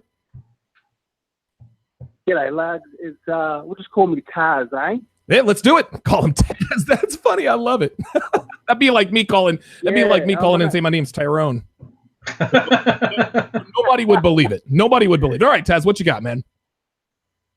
Hey, lads. Well, I'd just like to say, in Australia, we've got a bit of a problem with male suicide, and I just want to say that you guys are helping prevent it. Okay, so I've watched your shows for 2 to 3 years now. I got a hold of Rollo Tomossi through Richard Cooper, and I was at the bottom of the barrel. My wife left me. I was a stay-at-home father for 3 years. I didn't know what I was going to do with my life. Luckily, I stumbled onto these guys, and with the help from you guys helped me build myself up. I now work as a paramedic in the mining sector, making well over triple figures. And I work 6 months a year. But my issue is this: I have a 6-year-old daughter. She's my world. I work week on, week off, and when I get home, I have issues that women love the single dad thing, but they don't want anything to do with it, as in relationship-wise, or it never seems to last. My pretty much my question is more to do with my daughter and what can I do to make her teenage years and early 20s better and safeguarded for her, if that makes sense. Yeah, listen, thanks for the call, Taz. I think we'll kick this off to Rollo because I think he can probably answer this question better than any of us. Well, first off, I would say that when you're a single dad, I think there's this, I don't want to call it a stigma. I think there's this kind of like preconception that that you're going to be a good dad, or like, you know, it's like having a dog when you're walking through the park and you're trying to pick up chicks with having a cute little dog, and girls come up to you because there's that kind of like parental thing that's part of the attraction set, not necessarily part of the arousal set. And if you've read my stuff, you know that there's a difference between arousal and attraction, and being a single father definitely plays up on that attraction side of things, because it's almost like, if you especially got like a 6-year-old daughter, I would say that works as a form of social proof within the set of women that are looking for a long-term partner. They're looking for somebody who can, you know, prove that they've been a good father in some way. And you know, people always say that, well, if you got a wedding ring, that you're going to be more attractive. That's not necessarily true. I think that it's just that it depends on what that particular woman is looking for at that particular time in her life. So yeah, it might work for you if you're dating a woman who is a little bit older, maybe in her epiphany phase and looking for a long-term situation. But it's going to be completely different if you're dealing with a woman who's like, say, 22, 23 years old, who is looking at you more from an arousal state rather than an attraction state. And so, yeah, it might even work against you in that situation, because that woman wants to get with a guy who is not going to have to worry about whose weekend it is with the kid. So keep that in mind. I'd say that's the first thing I would say, is that it applies to attraction, not necessarily arousal so much. And the other thing is and I hate to say this is a liability, but it's a liability in that is what women expect of you. They put you into sort of that category of, he would make a great dad, or he already has made a great dad, because look, here he has his kids, right? The other thing is, you're going to find those kind of women when you like are taking your daughter to ballet lessons or whatever it is that she does, you know, sort of extracurricularly. You're going to find those single mommies there who are going to want to find an already pre-established single daddy. That is something you have to be really careful of, because you don't want to get involved with the single mommy. You want to get involved with somebody who wants to start a life with you, or doesn't have the baggage that most single mothers have. So those are just some warning signs to keep in mind when you're dating. I have a comment on this after. Is Tex or Ryan going to hop in? I have something to add that I think will be pretty useful. Tex, I think you're next. Yes. No, yes. I got something to put on it. Tex, you're muted. You're muted. On Google. Yeah. I just had a quick 10-second thing. Yeah, go. It's actually based on something Ryan told me. Ryan commented that the way I operate on Tinder, even in person a lot, and then even seeking arrangements, I think because of my company, I kind of have like the beta bucks thing going. They look at this company, they see this button literally when they walk in the house immediately. And that's like, oh, is this guy a millionaire? Is he rich or whatever? And, you know, a lot of them are going to assume that. They see YouTube, they see 100,000 something subscribers, they think billionaire or millionaire probably. Their panties involuntarily just drop right at the door, right? Well, they can also go the opposite direction, though. I know Socrates used to have this issue a lot. He's an architect and he has a badass house. Chicks would want to fuck him until they get to the house, they see it, and they're like, cha-ching. Right. So with me, and what Ryan commented on, he noticed with me, is I come in like ultra alpha, like cartoon level alpha a lot of the time. And for me, that's just me having fun playing around. But I think it has a really good benefit of offsetting all this stuff, which they can easily flip into, beta bucks. Let me fucking lock this guy down. Let me, you know, try to hold back the pussy for a couple of dates or whatever. Yeah, it's a respect getter. Yeah, I don't want that shit immediately. So I come in like super strong, but I think it's a good balance with what I have going on else in my life. And as a single dad, you might want to try that to the extent it doesn't make you look like a completely crazy dude. Yeah, and Taz, if I read it right, your question was part of it was also like, how do you make sure that your daughter doesn't get confused by all these retards filling her head with nonsense? Is that correct? Oh, is he gone? Okay. Yeah. Well, anyways, that was what I took from it. And best I've seen from I have 3 sisters, and they essentially took their role model for what men they should date based on their father. So I'd say your best thing to do is be the best guy in her life. not in a sexual way, but gamer like she was any other girl. You got to be her best option. And so that's the best you can do, is so when people fill her head with nonsense, she looks to you for guidance. At least seeing it from the children's side of things. That's my 2 cents. You know, as far as anything else we talk about, Red Pill is maintaining your frame at all times, and your daughter needs to see that. And when your daughter sees you rolling over to anybody, any other woman, she's going to think that's the way she's supposed to do when she gets older.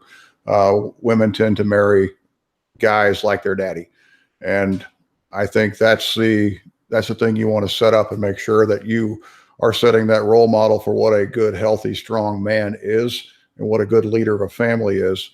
And at that point, you know, you've done your job. As far as hooking up, I think Rollo hit it hard. I mean, single mommies have issues, man. And of course, I guess, you know, that's the one thing to watch out for. But yeah, the one last thing real quick here is, if you pick up book 3, Positive Masculinity, I have an entire section dedicated to raising daughters, so that it'd be easier for you to simply read that than for me to give you a half-hour dissertation. Real quick, Rollo, if you're a man and you don't want kids, are moms off the table? I mean, I know my answer, but I'd be interested to hear what.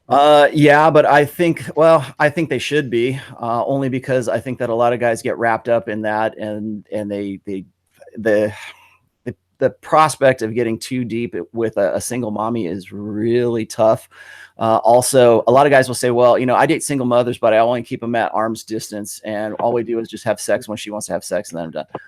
All right, I guess I can see that, but if it beyond a fuck buddy, I would not advise that to most guys, only because those women are looking for something based on attraction rather than arousal for the most part. And if you can find a single mother who is based on who has her priorities are based on arousal with you, and all she wants to do is have sex with you, that might work out for a while. I mean, that might be something that you might want to enjoy for a little bit, but understand that you're going to bounce, or just keep it keep them at arm's distance, and just be careful about that, because most of these women want to, at some stage, make you another father. They want to make you somebody who they, you know, eventually they want to have sort of long-term security. Because even if women, let's say they have a couple of kids, they get divorced, and they get back into the sexual market, their value is very, very much decreased, and they know that. And so they tend to be, I think a lot of guys tend to say, like, well, I prefer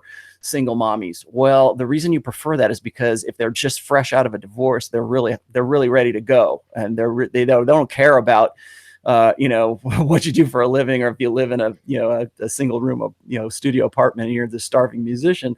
They want to fuck you. And I'm speaking from experience, because I've had sex with at least 4 different single mommies when I was in my rock star 20s. But it never went on. It never went on beyond that. And really, I think they weren't even really relationships. But if you want to call them relationships, they never lasted for more than like 5 or 6 months, because it was all about sex.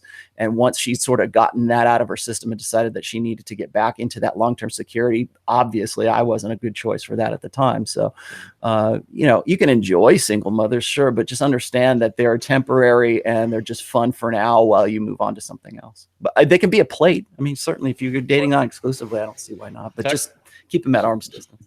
Tex,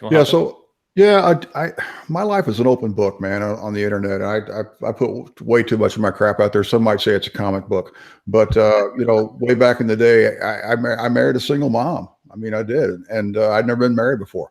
And I got lucky on the girl I married, but having to raise another guy's kid, especially a daughter, it's not the same as having your own kid, which we did eventually.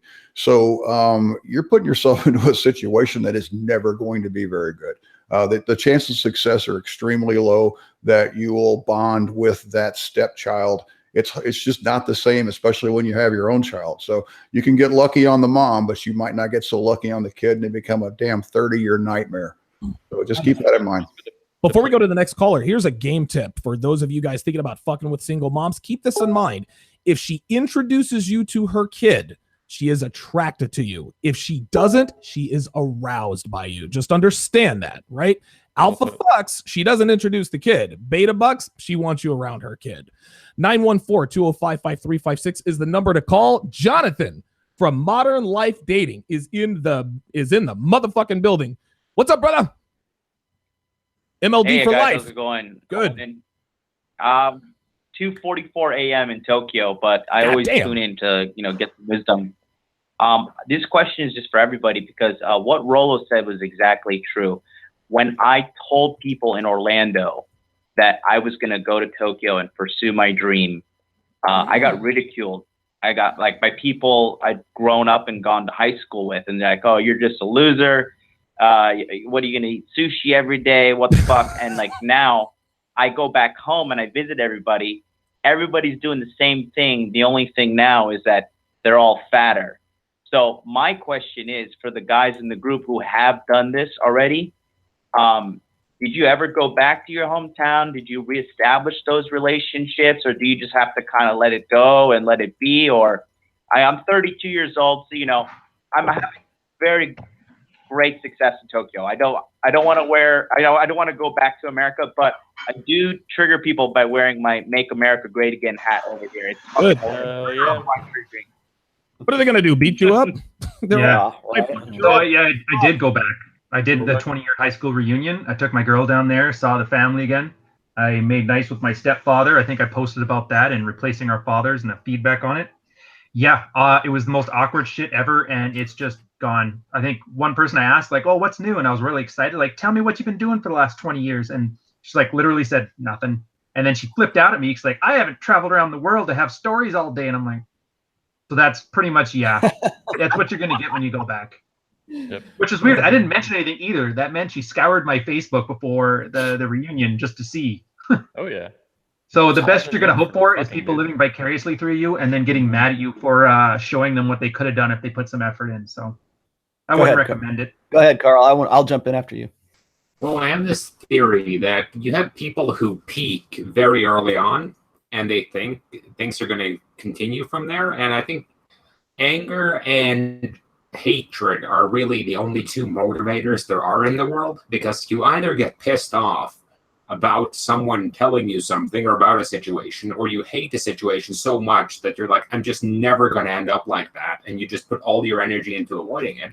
And then you have people who have it pretty decently. And I think comfort is dangerous, because if you're comfortable in your hometown, you're comfortable with the same friends, you're comfortable getting drunk every weekend, etc., you'll never move beyond that. You'll do the bare minimum. And women are much more guilty of this than men, because men have to do something not to get brutally chlorined out of our mutual gene pool. But a woman, if she goes out one night, she'll get fucked that night. I mean, it's like I said on an earlier show, the women on My 600-Pound Life have boyfriends and husbands. A 600-pound man is not going to have a wife. He's going to have a poor mother. 600 pounds herself. Yeah, I don't even want to try and figure out those logistics. Dude, that's what I'm saying. Praise. But the point being that women have to men can nothing themselves into oblivion. Women have to make a conscious effort to make themselves unfuckable. Yeah, Rolo talked about this last week, and I think I tweeted out something to this effect, is that men, we have to build value. Women simply have to preserve it. And that's the thing. This is the thing, man. All a woman has to do is not fuck it up. That's all they have to do. If a female in this country or in any part of the world, if she can just make it to 21 years old as a virgin who's not fat, without any untraditional piercings or tattoos, you have hit the lottery. You can have just about any man you want. We as men, we don't have it that way. We have to make ourselves into men. Men are made, women are born, and women still end up fucking it up. All they got to do is stay awake at the wheel. I have never been to any of my high school reunions. I have no desire to do any of that. That was then, this is now. However, I don't need to do that because we have a thing called Facebook now, and all of the people who were friends of mine in high school decided they want to look me up. They can look me up, but I tell you, there's a group of people that I still basically know from high school, and it's pretty much exactly what Modern Life Dating Guy was saying here. you know, they haven't done anything. They haven't really gone anywhere. You know, before I was even really Rollo Tomasi, I was doing a lot of shit as a, you know, as the principal creative for an import export for liquor brands. I was going to Belgium and Germany and France and a lot of times in Holland. Went to Panama, you know, multiple times. Been to Aruba. Been doing lots of different things, you know, with my life and just going around. I've got a lot of really good stories too to go with that. I've got a little bad stories as well. So they only want to hear about your good stories, right? But it's interesting how first of all, how people just stay stagnant. And for somebody like me, that's really kind of like an alien thought. I'm like, how can you just stay in Pasadena, California and just do nothing and just stay there the whole rest of your life and not really go anywhere and not really do anything? There's guys that do that. There's guys that have gone around the world and then they came back and then they decided that they just wanted to stay with there and they just wanted to sort of give up. So I find that there's some guys who have just stayed there and stayed the same person and not really done anything with themselves for a very long time. And then there's guys who did something and then they came back and they seem like they kind of gave up. And then it seems to me like the guys who, such as myself, who went off and did things and are constantly doing things and are, you know, involved in life, those are the guys who aren't going back to Facebook or aren't going back to their high school reunions. But what's interesting is every last one of these guys expects you to be that same guy that they knew in high school, because they're still that same guy. And they expect you to be yourself. Oh, you're the nerdy kid that I used to beat up and, you know, it's in 11th grade. And so like, no, I'm not, asshole. You know? And so I think it's there's nothing more vindicative, especially in this day. You got to think about, we live in a time right now where we can follow a woman or a girl that we knew back when we were 15 years old. And that woman is 50 years old right now. And we can see how she's gone through, we can see how the red pill works and red pill, you know, intersexual dynamics works just by following how she's gone from, you know, got pregnant at 20 with some alpha dude, raised her kid, the kids that, you know, the daughter's in college now. And now she's looking for, you know, she's trying to find a guy to, you know, to settle down with now that she's like 45 years old. And you can just look at this. Yeah, you just look at this progression, and we're living in a time where this is the only time we've ever been, or the first time I should say, that we've ever been able to do that. So remember, back in the day, you would have to go back to your high school reunion to find out what other people are doing. You can find that out right now if you want. And trust me, they'll tell you, because girls love Facebook. I'm doing this, I'm doing that. Men ain't shit. I'm in love. Men ain't shit. And then it all starts over again on Monday. Let me tell you something. Just before text gets in, I'm just going to say, yeah, girls my age are so old. It's fucked. I'll just say I've gone to several reunions, and at my age, you know, some people are just dead, but it's a lot of fun. You cannot do a freaking Photoshop, you know, and you can't put a filter on your face when you're actually at a reunion. And you have two types of people, like Rollo said. You got the haves and you got the have-nots. You got the guy that's proud of the fact that he's living in his parents' house because his parents died and he kept the house. I mean, there's that guy. I met that guy, and he thinks it's the greatest thing in the world. He's a have-not, you know, and that's okay. But man, the have-nots are the crabs in the bucket, man. They do not like the haves. Woo! And it's hilarious. I mean, it's fun. I cherish those moments. Facebook's a devil. You can hide it all on Facebook and just have your greatest hits there. But man, you can't put on enough makeup when you're live and in person to fake everybody out. So I'm 29 now, so I'm at the point where a few people have died from high school, but mostly not. I'm not quite, you know, as old as you guys or Tex, but I am seeing Force of 29, all the red pill stuff that Rollo's, you know, mapped out with his timelines and stuff like that. So all these women that I went to high school with are all crashing into the wall now. And the dudes are getting roped into marriages that are ending up in divorce. And there's a small collection of guys I went to school with that follow my work pretty closely. And they'll ping these guys, you know, listen to Anthony, look at what he's doing. They'll send videos and books and stuff, including The Rational Male. These dudes don't listen. And there was a guy last year that he was married for 6 months. The chick was BPD. She started hitting him, getting violent. And of course, they ended up divorce, which is exactly what we fucking told him. There you go. And he's not the first guy to do that. And it's at my age, at, you know, 29, 30 now, it's really consistent. It's so consistent that it's like people who deny the red pill in these timelines, it's just absurd. You see it. I have such a large data pool just from my own high school. It's like right in your face like that. It's brutal. And people don't listen. They don't want to hear it. I think the first brilliant thing is going to be the girls who are like 10 years old now, because the millennial girls have been using social media since they were about 15, 16, since it became ubiquitous. But think about the first generation where you'll be able to follow a girl's Instagram profile from 6 to 66. There you go, man. That's going to be brilliant when you can kind of see that whole rational male chart in practice with pictures. And memes, not just pictures, but memes. The strong independent women memes all the way. Yeah. Next call. Let's do another call, man. go, man. I'm waiting for the haters, man. No haters have called yet. I'm surprised. Listen. Yeah, put Cassandra at the front of the line. Man. Every week I pop off and say, "Oh, here you go. Come on." Listen, I challenge people all the time. All right, we'll call the show. They never show up. 914-205-5356 is the number to call if you want to get on the show. Ryan in North Carolina, you're on live with the Red Man Group. What's your question? Hey guys, I gotta say thank you all for what you're doing. I'm like 19. I really, really, really appreciate it. It's great to have this base that I can build off of when I reach like 30 or something. My question is, with the crab bucket mentality, how do you think it affects a relationship with the red pill male? And there's a second part to it. How do you think, as a red pill male, you'd be able to combat that? I'm not sure I understand your question. You mean as a red pill male, your relationship with another red pill male, or no, as a relationship with a LTR, let's say. Okay. I'll use my life as an example. My girlfriend, my ex, we got together. We broke up recently. You already know the story about that. I'm doing my own thing. She's doing her own thing. But during the relationship, her family was really leaning towards, hey, don't submit to this man. Don't be like, oh, I want you. I'm going to dedicate my life to you, all that. Right. And I basically saw them try and block her from being happy. Wow. By serving me and shit like that. Right. So I was wondering, how do you think that? I was trying to like see if I could pick you guys' brain to figure out like, my mind went basically Captain Save-A-Ho. I mean, it's not her fault, but yeah, like you're not going to be able to save her. You just got to let her go. Find another one. There's always more.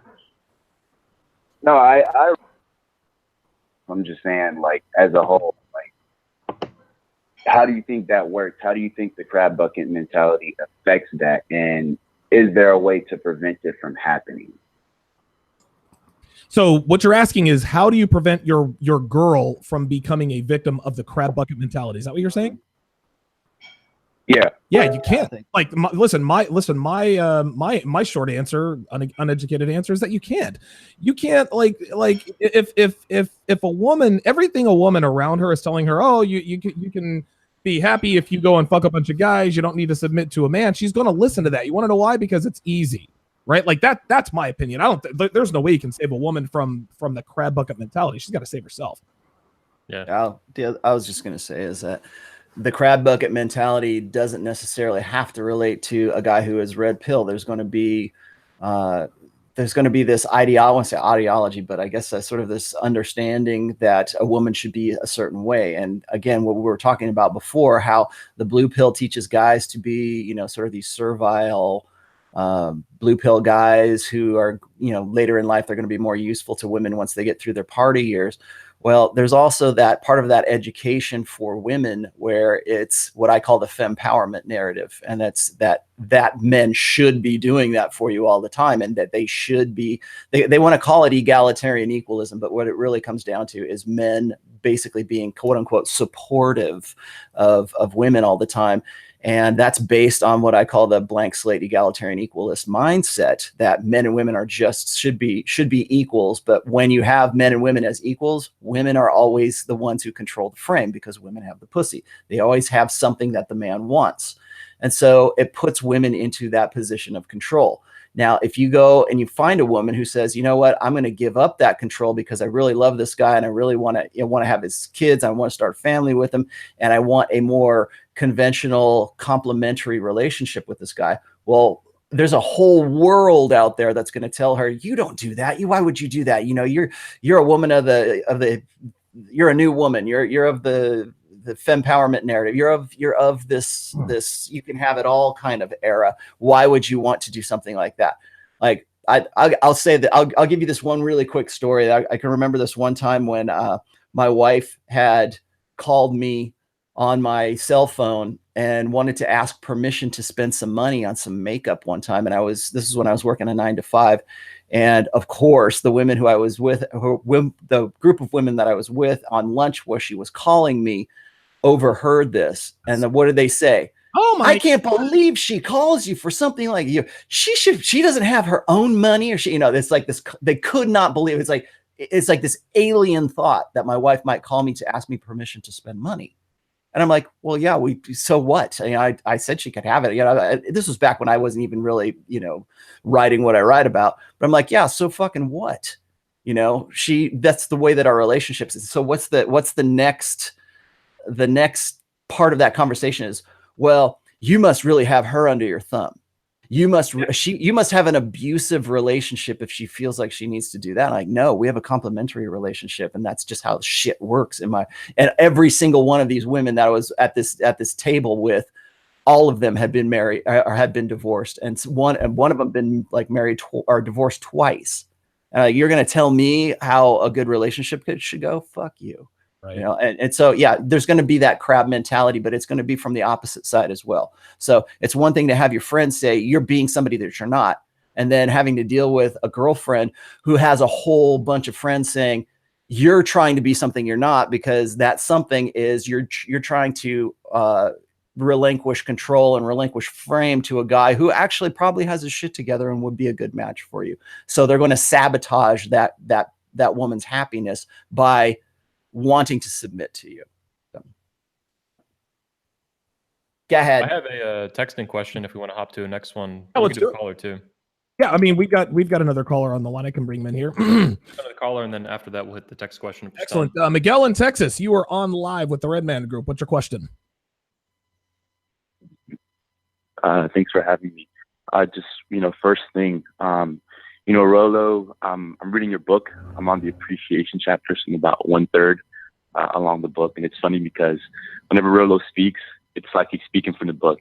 Sometimes he repeats things verbatim. That's right. And, Carl, I also do use the Tinder Gold strategy. And then Donovan, I've been following you since, you've been doing the O'Shea Brother Pill for a while now, so it's pretty cool. But, so let me just frame my question first before I ask it. So I've for the most. You need to get to the question. You want to keep it under 60 seconds. Yeah, sure. Okay, so I've been away from my family for about 7 to 8 years now, just due to the fact that I've been going to school out of state. So I've wrapped up undergrad, graduate school, and now I'm working. I have a pretty good job, right? But throughout the entire period, for the most part, I was kind of just kept at arm's length from my family. Like they didn't really necessarily give me much attention, or just really weren't involved with me in any kind of way. But now that I'm doing well, they're starting to come around. And there's been times where I've noticed episodes of shaming that I should do this, that I should support this or that. But I'm kind of at the point now where I think Law 38 is kind of the best way to go. Hello? Law 38, why? Hello? This guy worked his whole life to build up value. He's finally at the point where people want to cash in on it, and now his plan is just to go along to get along. Like, no, man. I guess the call or whatever. But I get where he's going. He's doing the exact epiphany phase thing where he works until he's 28, and now everybody else wants to settle down. He just worked hard enough, and here's his prize. Just ignore all that shit. You know what, caller? If you're still listening, go onto my site and search up "Moment of Clarity." That's a blog post I wrote that is exactly what you're talking about right now. It's these guys who, what I was saying before, is these guys who live this very beta condition, blue pill conditioned, beta lifestyle, who are just, they fit into that mold that everybody wants to keep them in, and they think they're just people pleasers. And then suddenly, when they get to be right about 29, right around a woman's epiphany phase, that's when women decide that oh my goodness, where does this guy ever come from? And that he is that perfect guy who has been what I also call a beta in waiting. And that's another post you should probably go look up as well, betas in waiting, because they want you to be there. They want you to be that perfect guy, and they want you to be ignorant of the plan. They want you to be ignorant of the plan for them to go and have their alpha fucks in their party years, and to have you waiting for them at 29 to 31 years old to marry them and start a new life with. That is one of the reasons, you want to know why women like Kitten Holiday and the rest of these cunts don't want us to be talking about this kind of shit. It's because of exactly this. They need that guy who is ignorant of it. They need him to be stupid about it, because they want him to build himself up. And they want him to, they want to build the better beta. They want that guy to be very smart, and they want that guy to have made something of himself, but they don't want him to be smart enough to have figured out the game and women's sexual strategies. And this is the point that I think that you're in right now. Go read Moment of Clarity. Go read Betas in Waiting. Those are the two that I would suggest. Yeah, they want to get away with robbery, basically. Yeah, the show The Bachelorette, and of course everybody knows that that I, listen, man, I'm here for the drama, right? I'm not going to lie. We all have beta traits. That's my beta trait. It's got red pill truth in it.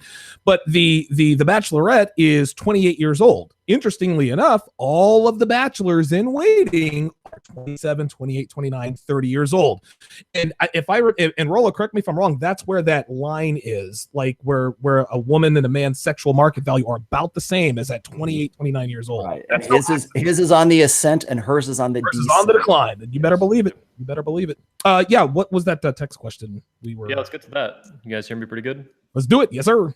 From Ryan. I'm a 27-year-old medical student who just started rotations at a hospital in Western New York. I'm new to the area. I'll be here for 2 years. I basically blew off my social life and relationships for the last couple of years in order to study and take care of business. Every time I start thinking I need a girlfriend, my dad keeps telling me not to worry about it, not to worry about women, keep going until I'm done with my residency. But that won't be until I'm 33, 35. I have a game plan for my life, and I know he's looking out for me, but I don't want to avoid women for another 6 years. I know some women can be a big help support wise, while this could completely ruin my plans. How should I play this one? Oh my God. Real quick. This guy wants pussy, number one. He just wants pussy, right? And he thinks he has to be in a relationship to get it. And he hasn't figured that out yet. Number two, he's giving women too much credit. No man needs a woman who's going to be my rock. Listen, man, if I'm going through hard times, I don't need a woman's support. I need her body and I need her compliance. I'm a man. I can handle it on my own. You don't need a support system in a woman. You can get pussy without being in a relationship. That's where I'll leave it there. Yeah, I agree. I mean, this guy, I don't think he realizes he can just be, plating women. It doesn't seem to occur to him, but hopefully he'll figure it out. He needs to, this kid needs to read another post. They need to read Dream Killers. It's also in, I think it's in the first book too. He needs a drug dealer friend. Yeah, exactly. Well, I can tell you right now, just listening to this kid, it sounds as if he's very much been raised very much by a blue pill father, but a blue pill father who stressed the importance of building himself up and making himself into something, which in and of itself is not a bad thing. It's just that for a guy to say, "Oh yeah, don't worry about it. The women will come later on." I don't know.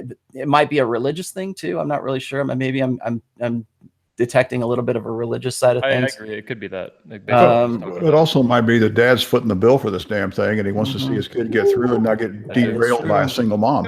That is true. He doesn't want to see his investment get fucked up. That's very true. And I think that the guy probably is one of these dudes who could not fathom spinning plates. He couldn't fathom being non-exclusive. Going out, having a good time, being careful about it. I'm not saying, just go out there and willy-nilly just, be, hedonistic about everything, but protect yourself in as wise a way that you can do so. But it doesn't mean you have to be celibate until you get to be, 33 years old and you finally got your shit together and now you want a wife. Like I said, that to me sounds like there's some religious aspect of it. Well, I think not to be a dick here, but you have this thing where a woman is never a positive contribution of energy. A woman will always take a little piece of your energy. She will very rarely make up for it. Same thing on a macro level. Like, women cost the state money, men pay taxes and finance that whole shit. And same thing with a relationship. If you go into a relationship with a woman now, that's energy you're not going to be able to put into your residency. But you can sleep with women with a much lower energy cost than you can be in a relationship with one. Because if you're in a relationship with one, you have to manage drama. You're going to have to manage all her crying and all that bullshit. I mean, read Ryan's Twitter feed, for God's sakes. He's been dealing with fallout from some chick giving her Facebook or something at a wedding 2 weeks ago for 2 weeks now. I just can't let that stuff go. Guys, he had a second part to his question too. I don't know if you guys can hit on it, but I can. His second part of his question was short. Also, do you guys support James Marshall from the Natural Lifestyles company? His material seems real and normal compared to the mystery method stuff. Thank you. I don't know if you guys are familiar with James Marshall and the Natural Lifestyles. He's spoken at the convention many times. He's one of the... Oh, is it the Australian dude? Yeah, he's the most famous Australian dude we have. Well, we have two famous James spoken in the past. He runs the company, The Natural Lifestyles, kind of like RSD, but it's smaller, and they do higher-end workshops called He's the Euro in better Tour. shape than RSD Owen, so I got to give him credit there. I'm not Owen or Tyler. I can't remember which one is which. Owen. Owen is Tyler. So I'll say James Marshall's a solid dude. He's a good businessman. He's a good seducer. Like he really has a shit together with that. But he came from a literally feminist background. I had a speech at the convention in Tampa 2014 at 21Con. He literally called his mother a card-carrying feminist. His father had left, at some point in his childhood, and that's where he comes from, that background, and that shows in what he talks about. So, in my opinion, James is a seducer. He does understand women to some degree, but especially pickup and seduction. But he's probably taken the purple pill as far as you can go without blowing up your life. Past that point, it's getting roped into something that's going to destroy it, which he hasn't done, to his credit. But yeah, I mean, he's a purple pill guy. He's just really good at teaching seduction. That's my stance on James Marshall right now. Solid dude, but very pro-feminist, which is bizarre. He's one of the only speakers in the entire history of the convention, like 120 speakers, that actually likes feminism. And we almost had a huge falling out over that. We didn't talk for a while, and that was a big deal. But we ended up putting the talk out and let the viewers kind of deal with it, who have universally slammed it. Good at game does not necessarily imply that the guy is red pill aware. Or maybe he's really, like, a lot of the guys that I see at RSD are very either purple pill or they're straight up blue pill, but they're very good at seduction and they're very good at getting the girl. It's just that once they've got the girl, they don't know what the fuck to do with it. And they're good at fighting our shit. I was gonna say they're good at lifting our material too. I would say James actually is a lot better than the RSD guys. I'd put my money on James being a better seducer than anyone at RSD, including Owen. All these, yeah, James is badass, dude. Must be a kind of like Zan, like someone who's banged a lot of women and understands seduction, but is not fully red pill. And right. James, what happens after you start fucking her? Yeah, exactly. Well, he plates and all this stuff. I think actually when he spoke at the convention in Miami, that was his last one he spoke at 2016. His girlfriend at the time actually brought him another woman for a threesome on his birthday. This is pretty routine for him. But he comes from that strong feminist background now, which is really unusual. And even the other purple pill speakers would kind of clamp down on him for that. It was just bizarre. It's like guys like Mystery who, I mean, if you've read The Game, I mean, they start in the first freaking chapter. Neil Strauss describes him as being suicidal.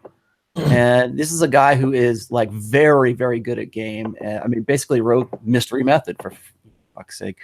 But the guy has never really killed off that blue pill part of himself or that beta part of himself. So he can get women, but once he gets in with them, he reverts back to being blue pill and thinking that he can get all of his blue pill idealisms satisfied by his, what would amount to red pill practice or red pill knowledge. And it never really works out for these guys. And consequently, what happens? They become suicidal because they never really cross that gulf. Yeah, I don't know who this James guy is, but let me before we get to Eric in Sweden, and thanks for being patient. What do you guys think about this? Maybe the guy doesn't. Maybe the guy wants to get involved with a woman now because maybe he wants a woman he can trust, right? Like maybe he doesn't. Maybe he doesn't want to. He wants a woman who's going to be there through his struggle through medical. I mean, I don't know, maybe because of course every woman wants you when you're a doctor, but very few women want you when you're in medical school. So maybe he's looking for a woman who, he can trust. Like, a lot of athletes marry their high school sweetheart. I don't know. Date as many women as possible, and as soon as one gives you a red flag, ditch it. Eventually, something's going to fall through the sieve that's at that 80% good enough for him. Maybe at that point, though, it still doesn't change the plan. Plate everything that's got legs. Okay. All right. That's my thought on it anyway. That's how I got mine. No, I would agree. I would agree. And then listen, if she really loves you, man, she'll stick around, man. She'll stick around for the prize at the end. 914-205-5356. Eric in Sweden. I do appreciate your patience, man. You got a bunch of guys who talk for a living and we all yammer on. But Eric in Sweden, you're on the line with the Red Man Group. What's your question, man? All right. Thanks, man. Thanks for having me, guys. I have a question. I'm 24 years old, currently spinning a couple of plates. And my question is with regards to risk management when spinning plates. And it's with regards to one of my plates, my current plates. And she falls super good into my frame. The thing is the guys she's surrounded by on a daily basis. These guys are a bunch of beta orbiters, who one of them told her he has never kissed a girl, he has never been laid, and he's 21 years old. And recently he got a tattoo on his forearm saying too many humans, and this was a red flag for me straight away. I was like, I started thinking about how should you manage risk about the people hanging with your plate, although your plate is acting just fine. Thank you very much, guys. Do you understand my question? Yeah. All right, who wants to go first? Plates fall, plates break. Some of that. Yeah, okay. Well, I was gonna say I'll pick up here real quick. I think guys get a little.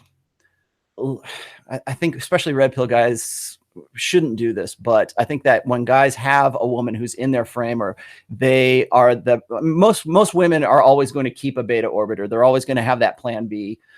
Even women who are married, I think there was like some poll. I think I've got a post called Plan B, and there's an infographic on there, and it shows I think that, what is it, 65 or 70% of women have like a Plan B guy to go to. Higher than that, dude. Yeah, it's probably higher than that. But we're in this guy's case, I believe he's spinning plates, so I'm going to say he's single. But I think that red pill guys need to understand that beta orbiters are not a threat. If a woman is, if she's already like deferring to your frame, they are not a threat. In fact, they're an opportunity, because all they do is show.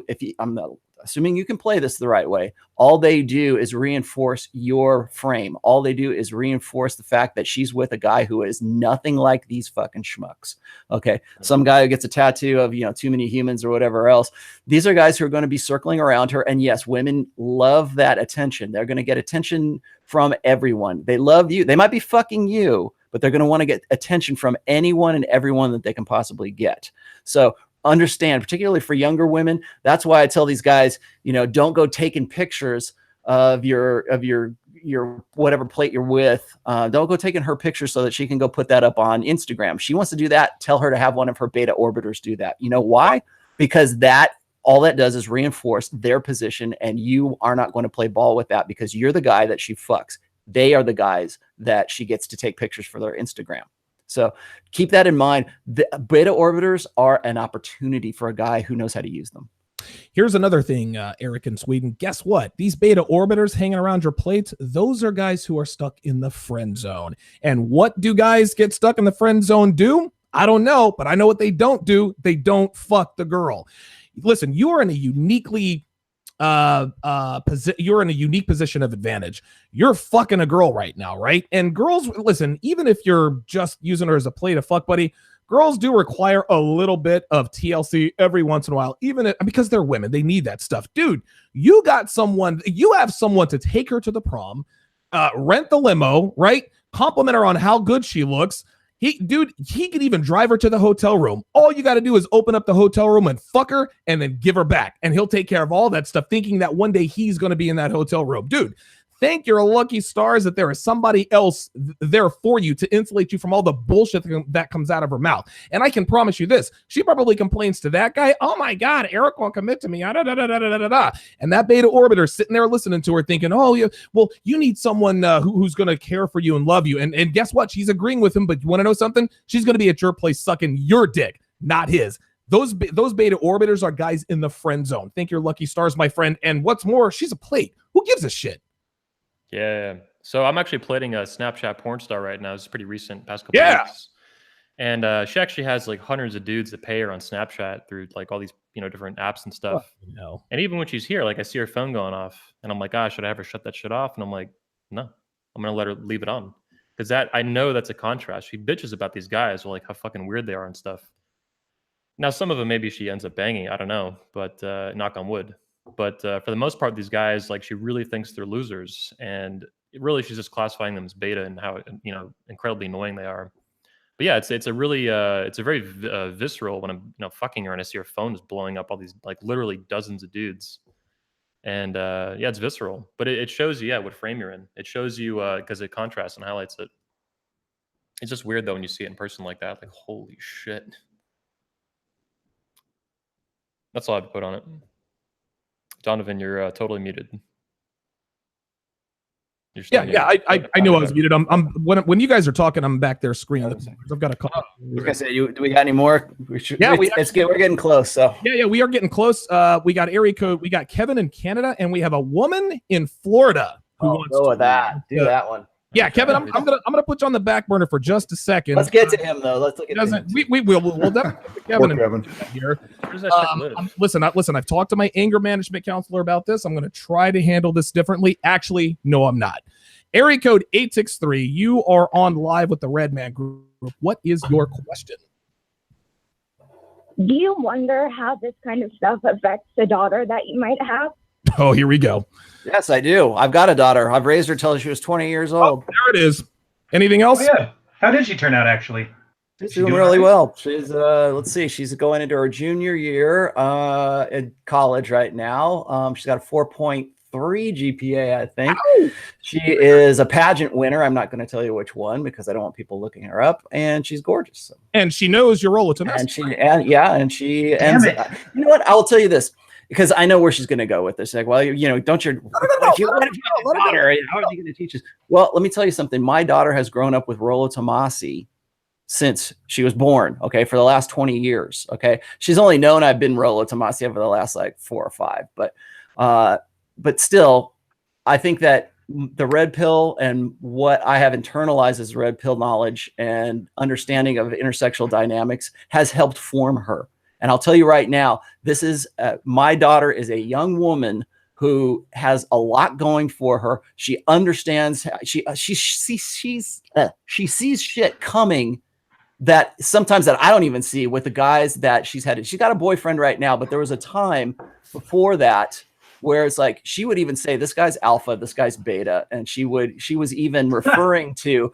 She was making references to stuff that I was talking about that I didn't even know that she knew about. Yeah. And the guy that she's with right now is very much like me. We share some of the same hobbies. He's in really good shape. He's got his shit together. If I was going to say, I will give my blessing for, marrying anybody, it would be this guy. I don't know if that's going to happen. It's kind of young. I don't want him to see him get married just right away, but I have seen the kinds of guys that she accepts and the kinds of guys that she declines on. And I would say that she's very much, and I don't think she knows this. I think she just sort of reflexively responds to guys in a way that I probably have trained, because it was me setting that example. Just like what Tex was saying earlier, you need, kids don't listen to what you say; they watch what you do. Oh, just and like so she sees the relationship between my wife and I have been married for 22 years. What does that say about the red pill? Okay. What does that say about Rollo Tomasi? What does that say about the rational male? We've been, I've got that as experience. I've got 40 notches under my belt when I was young and single. There's a lot of things that I can talk to and I can speak to, but I don't usually like to use my relationship as an example here, but there's, when you look at the success between my wife and I, we have a complementary relationship. I control the frame. She's happy to be in that. I'm not into BD and S&M, but we have this. I have a superior or dominant personality above hers, and that's the way things work out. And my daughter has seen this throughout the years, and consequently, it has changed her into who she is today. So don't give me this bullshit about like, oh well, what if your daughters? What do you think about your daughters? They're all going to get into pornography. Blah blah blah blah blah. Let me tell you something. I hate to use myself as an example, but I'm living proof that if you do this and you if you have red pill awareness as part of your fundamental personality and you've internalized it as part of who you are, your daughters are going to come out a whole lot better than if you're this blue pill schmuck who's trying to appease women all the time and you're not in your frame, or you think you're in some egalitarian marriage. You're not. And that's where these problems come up. Does that answer your question? Like, do you have a follow-up? You have a follow-up with this? Can I ask a follow-up question? You absolutely can. Certainly. My main part was that, how do you kind of think about it if your daughter is growing up and she knew about your past? She does. Diagnosed with PTSD, and I'm just kind of wondering how is it that you can justify the plate spinning theory while raising a daughter to Okay, whoa, wait a minute. Hold on. Where are you deployed? Wait, hold on. What does PTSD have to do with anything? She has PTSD, so she's wondering. So she's like, pretend that she is Rollo's daughter, and then apply all this stuff again to help her. If I understand correctly, I don't want to misquote you here. Yeah, like if your daughter has gone through some type of trauma, it seems like a lot of society is saying that if you're troubled in any way, that you've been damaged. If I ever had a son, I think the red pill is really good for him.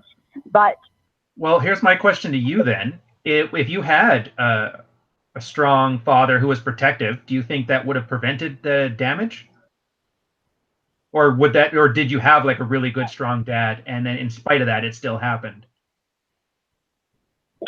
I honestly don't know. It's just like when you hear it's tragic. You have a very about the red pill theory, I was trying to look it up to see what is going on. I never had a relationship or anything, and the messages are kind of like, you're only valuable for what you look like. Yes, and that's true. Well, yeah, no, that's fine though. It's not a character assassination on girls. You can be what you look like, same as guys. What you look like doesn't matter. It's you have you have a common problem, and the problem I think most women have is they cannot separate sexual market value from their personal worth. They think that just because they are I mean, you can be a wonderful person and you can be intelligent and you have your shit together and you can be this wonderful, developed, human being, but that's not going to affect your sexual market value. And when you're dealing with a guy, when you're dealing with new guys as a relationship, unfortunately, this is just how it is. We don't think. I would love it if it were what was on the inside that counts, but what's on the outside that counts as well.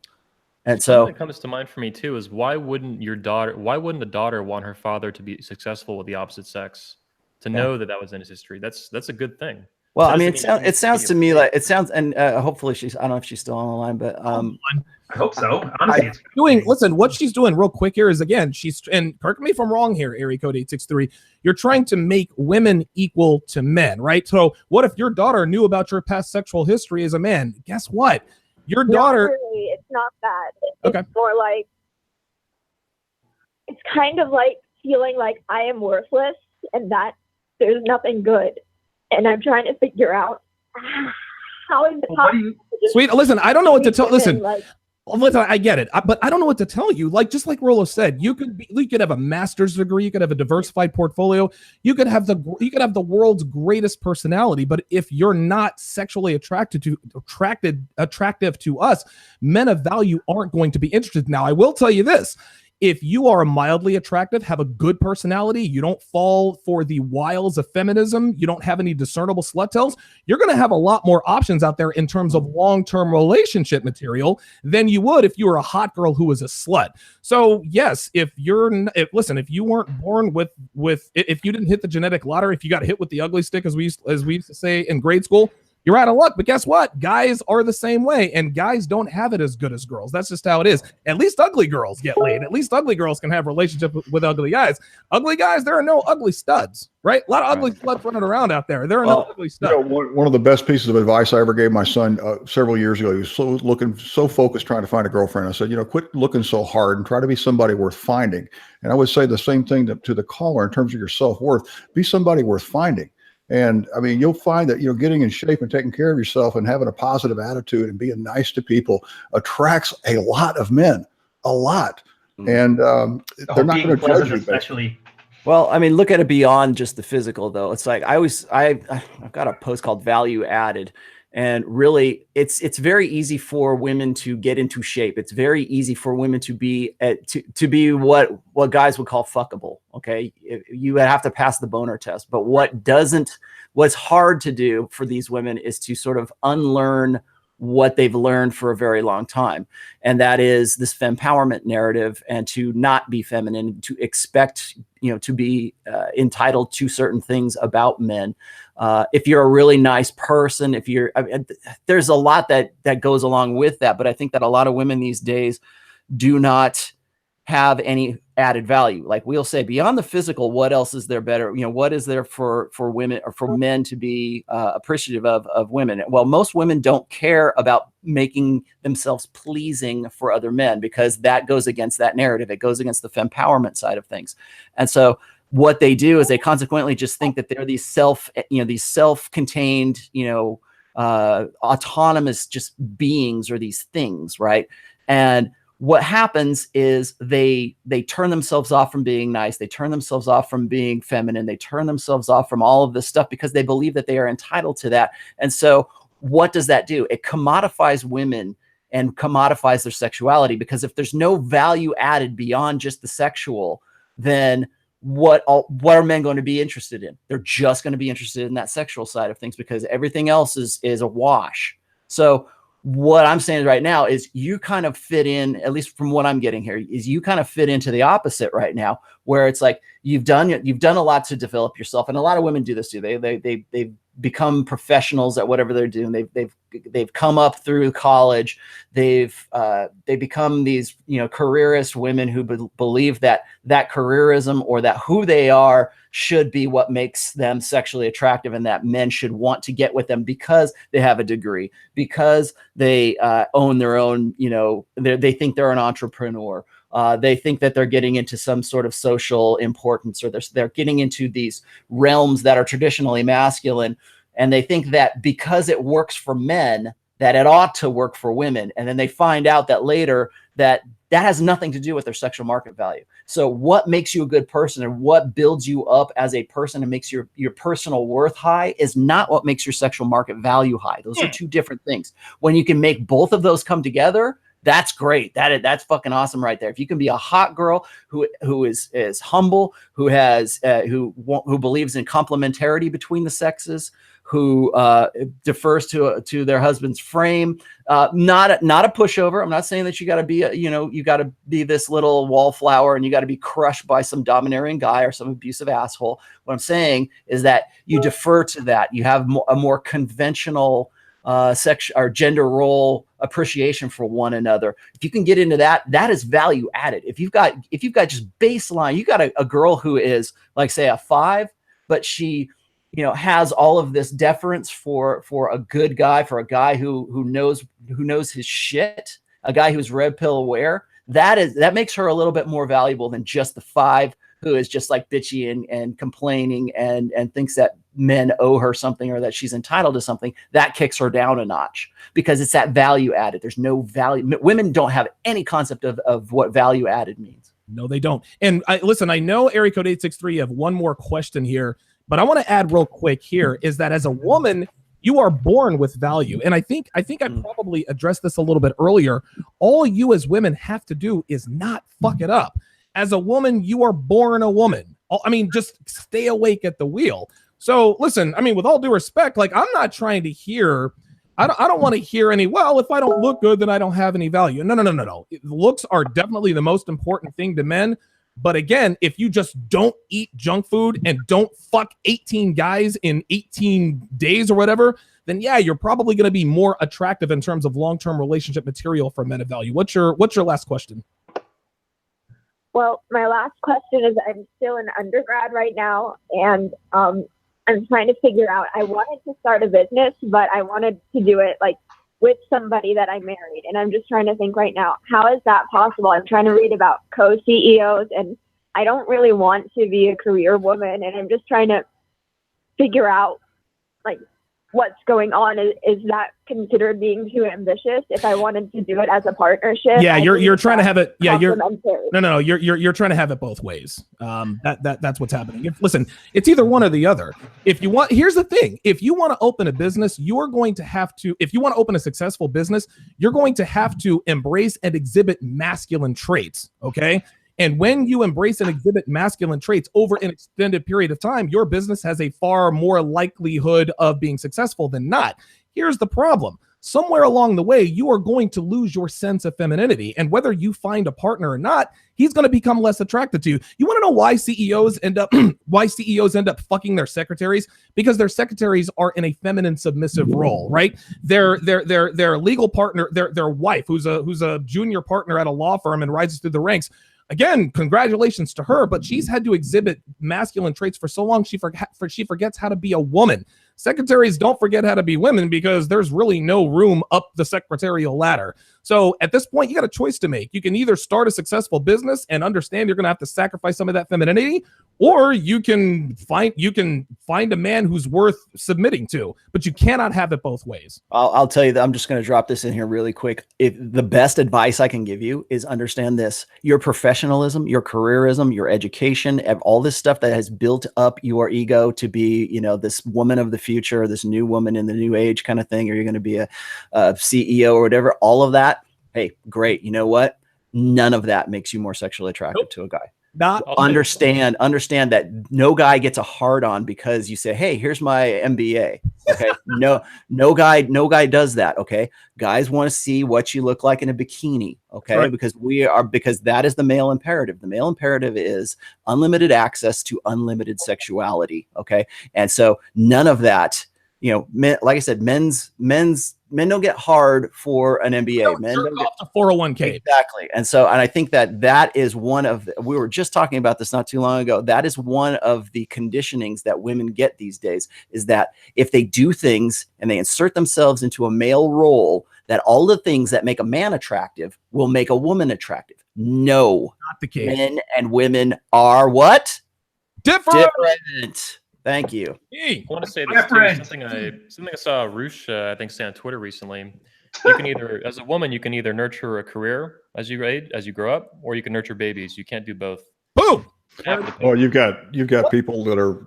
If you tell another woman, I hear women say, "I want to be a stay-home mom," they get crucified. Right. And so oh my God! Just spoke up. You can't have it both ways. You're either going to do it one way, or you're going to do it the other. Do it well either way. And nature wants you to go in a certain direction. If you disrespect that, you're going to pay the price. Biology will win, and nature will make sure of it. They don't even go that far. I just say pick one. If you want a man in your life, act toward as a person who gets a man in your life. If you want a business, act like a woman who wants a business. Just pick one. Yeah. And then just trust that you made the right decision. Yeah, because I don't think you do both well. Yeah. No, you can do. How does those saying go? I think Rollo coined it. You can do anything, but you can't do everything. Like it is. Yep. That's well put. Kevin in Canada, I'm going to get to you in just 1 second. One last question for you, 863. What kind of business? Well, I don't want you to give away proprietary information, but why do you want to start a business? I'm just interested in knowing why. Well, I did say at the beginning that I did have PTSD from childhood. I wanted to try to start a nonprofit to help music enter the education sector to help kids. Okay. That's legit.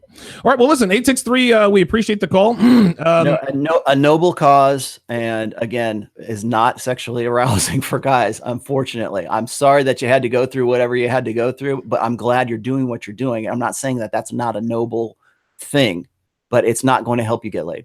It's not going to help you attract guys. No, good luck to you. Listen, let this be the focal point, man. Everything that happens after your life, that's where you have a decision to make. You can either go one way or the other, but you can't go both ways. Thanks for the call. Area code 863. Kevin in Canada, you are on live with the Red Man Group. Thanks for your patience, brother. No problem. First of all, just wanted to say thanks to all you guys for putting your time in, and specifically to Rollo and the 21 series, all the content. I'm currently in the middle of probably my most successful 6 months of my adult life, and it feels good. So I just want to thank you guys for that. And just to your theme of the day, the family crab bucket, you guys could I'll just relate this story to you. I was having a conversation with a buddy yesterday, won't be long, and just what your feelings are about that. I told him that story about that woman who wouldn't fuck her husband and then had a VHS tape, and his reflexive answer was, what did he do wrong? And was instantly blaming him. No male solidarity, completely took the woman's side. And I just was thinking about that as I read the family crab bucket theme. Yeah, good question. Thanks for the call, Kevin. I think Ryan touched on this a little bit earlier. I forget who touched on it. And it's funny because on the other side, if a woman says, well, my husband's not fucking me or whatever, and they say, very rarely do they say, well, what did you do wrong? I think it's hilarious. But here's the thing. Now, I can speak to this on the other side. My wife didn't fuck me for a year and a half. You want to know why my wife didn't fuck me? Because I was gross. I was over 300 pounds. I wouldn't have fucked me either. So I'll take personal responsibility on that one. Girls always prefer girls. Guys slightly prefer girls. So it's always got to be the guy's fault. Right. Well, in a feminine primary social order, if something goes wrong for a woman, it's the man's fault. If something goes wrong for the man, it's the man's fault. It's always going to end up being your because what this is kind of like a twisting of the burden of performance. So women, the narrative is, oh, we want a vulnerable guy who can be expressive with his emotions and da da da da. And guess what happens when you do that?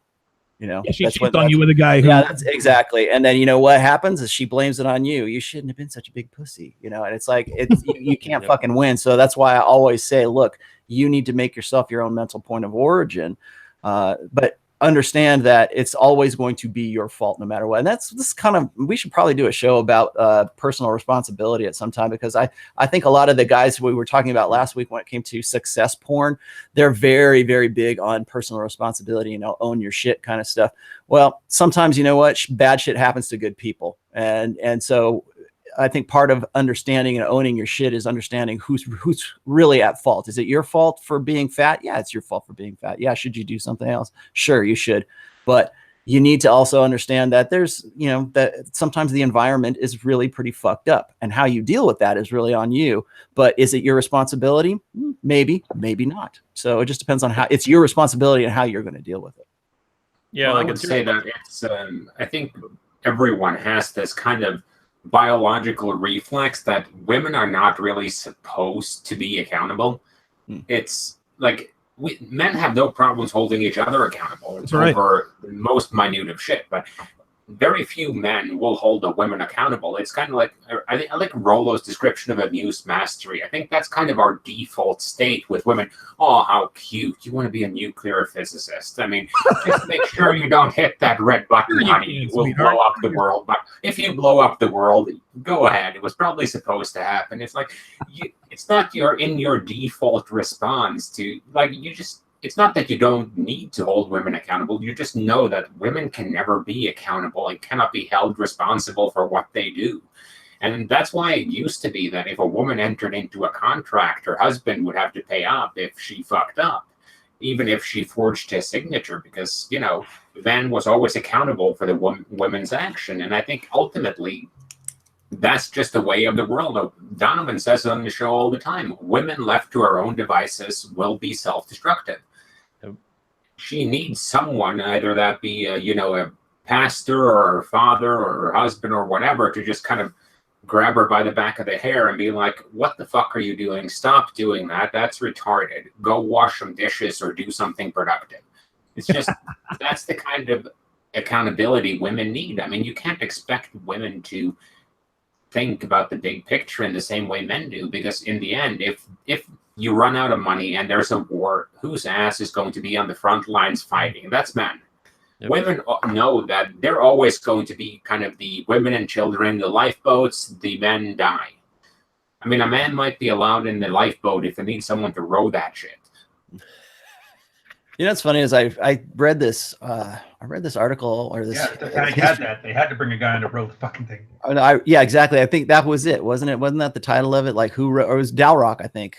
He came up with some sort of history blog or something like that, and he was saying that there was actually lots of room on some of those life rafts that were abandoning ship from the Titanic, and that men just felt that it was like their duty to go down with the ship, or that they, only women and children could get into these things. And that if you were a man and you were in that lifeboat, that you were a pussy. or that you were just, you know, and so they had to find somebody who could actually row the fucking boats. And, you know, so the men who would have to get into the boats were, you know, reluctant to do so, but they were needed because they had to be there to you know, push the boats around.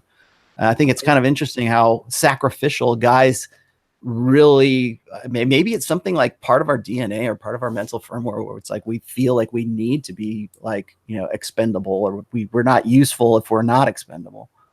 I wanted to add on the personal responsibility topic before we wrapped up the show today and before Donovan goes. At least at my age, at 29, I was born into a blue pill world, living in America and Florida in the West. So creating the blue pill was obviously not my responsibility. It's something I was born into, but accepting it was my responsibility, and rejecting it is my responsibility too. So we're all born in a lot of this. Anyone watching this, in the teens or 20s, you were born into this, but you need to understand that you accepted it. That's on you, and you got to spit it out. You got to vomit it if you need to, or whatever. Donovan. Yeah. With regards to women not being accountable, women always, of course, you can't, don't listen to what she says, watch what she does. We all know that. But what guys need to understand is that women are, it's almost as though they are programmed to sort of quasi shit test you. Women are designed to try to sabotage the relationship before it even starts. I want a guy who's sensitive. I want a guy who's vulnerable. I want a guy who talks to me about his feelings. No, listen, that's what she says she wants, but what she needs is none of that. And so a woman will, and I saw, it was like a little comic, it was like a cartoon where a woman meets a guy, he's got long hair, he's got like a Metallica t-shirt on, she's like, oh, I want to fuck you. And so in the next block, she's like, oh, I wish you would shave your beard. So she shaves her beard. Then she says, oh, I wish that you would, we're gonna go shopping for new clothes. You got to get rid of those shirts. Then he reads a letter, hey, I'm sorry I cheated on you or whatever. You just weren't the same, you weren't the person I met. A woman's natural state is to try to change who you are.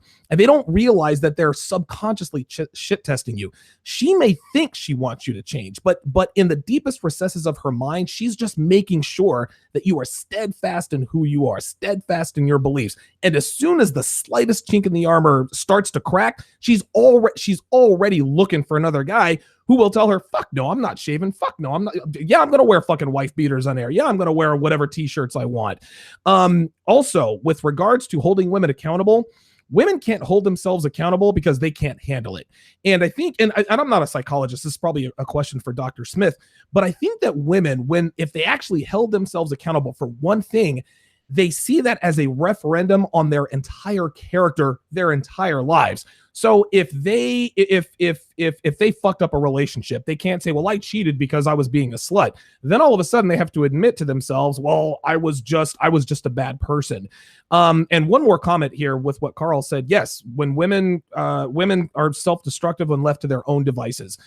A woman needs a man who will protect her from all kinds of things, but most of all, they need a man who can protect them from themselves. And that's why you have to hold women accountable. With that said, let's wrap up the show. Gentlemen, thanks for joining me today in the Redman group.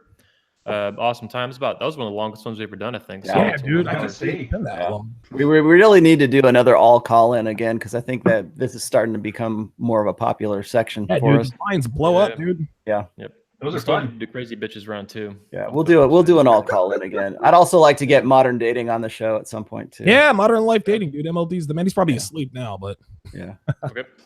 Well, viewers, thanks for tuning in live. Much appreciated. For those of you watching the recording, thank you as well. To all of you who watch this video, please hit the like button on YouTube, on Twitter, anywhere else you see it. Share it, leave a comment, and do all that good stuff. And check the description for good links. Join 21 Studios, subscribe to the Redman group, and follow all these guys on Twitter and their blogs and stuff like that. All the links will be already in the video description or within the next couple hours. Thanks, guys. I'm going to shut off the live stream. We'll stay on private if we need to. Time to go put out some fires. All right, guys. Good luck. See ya. Thank you.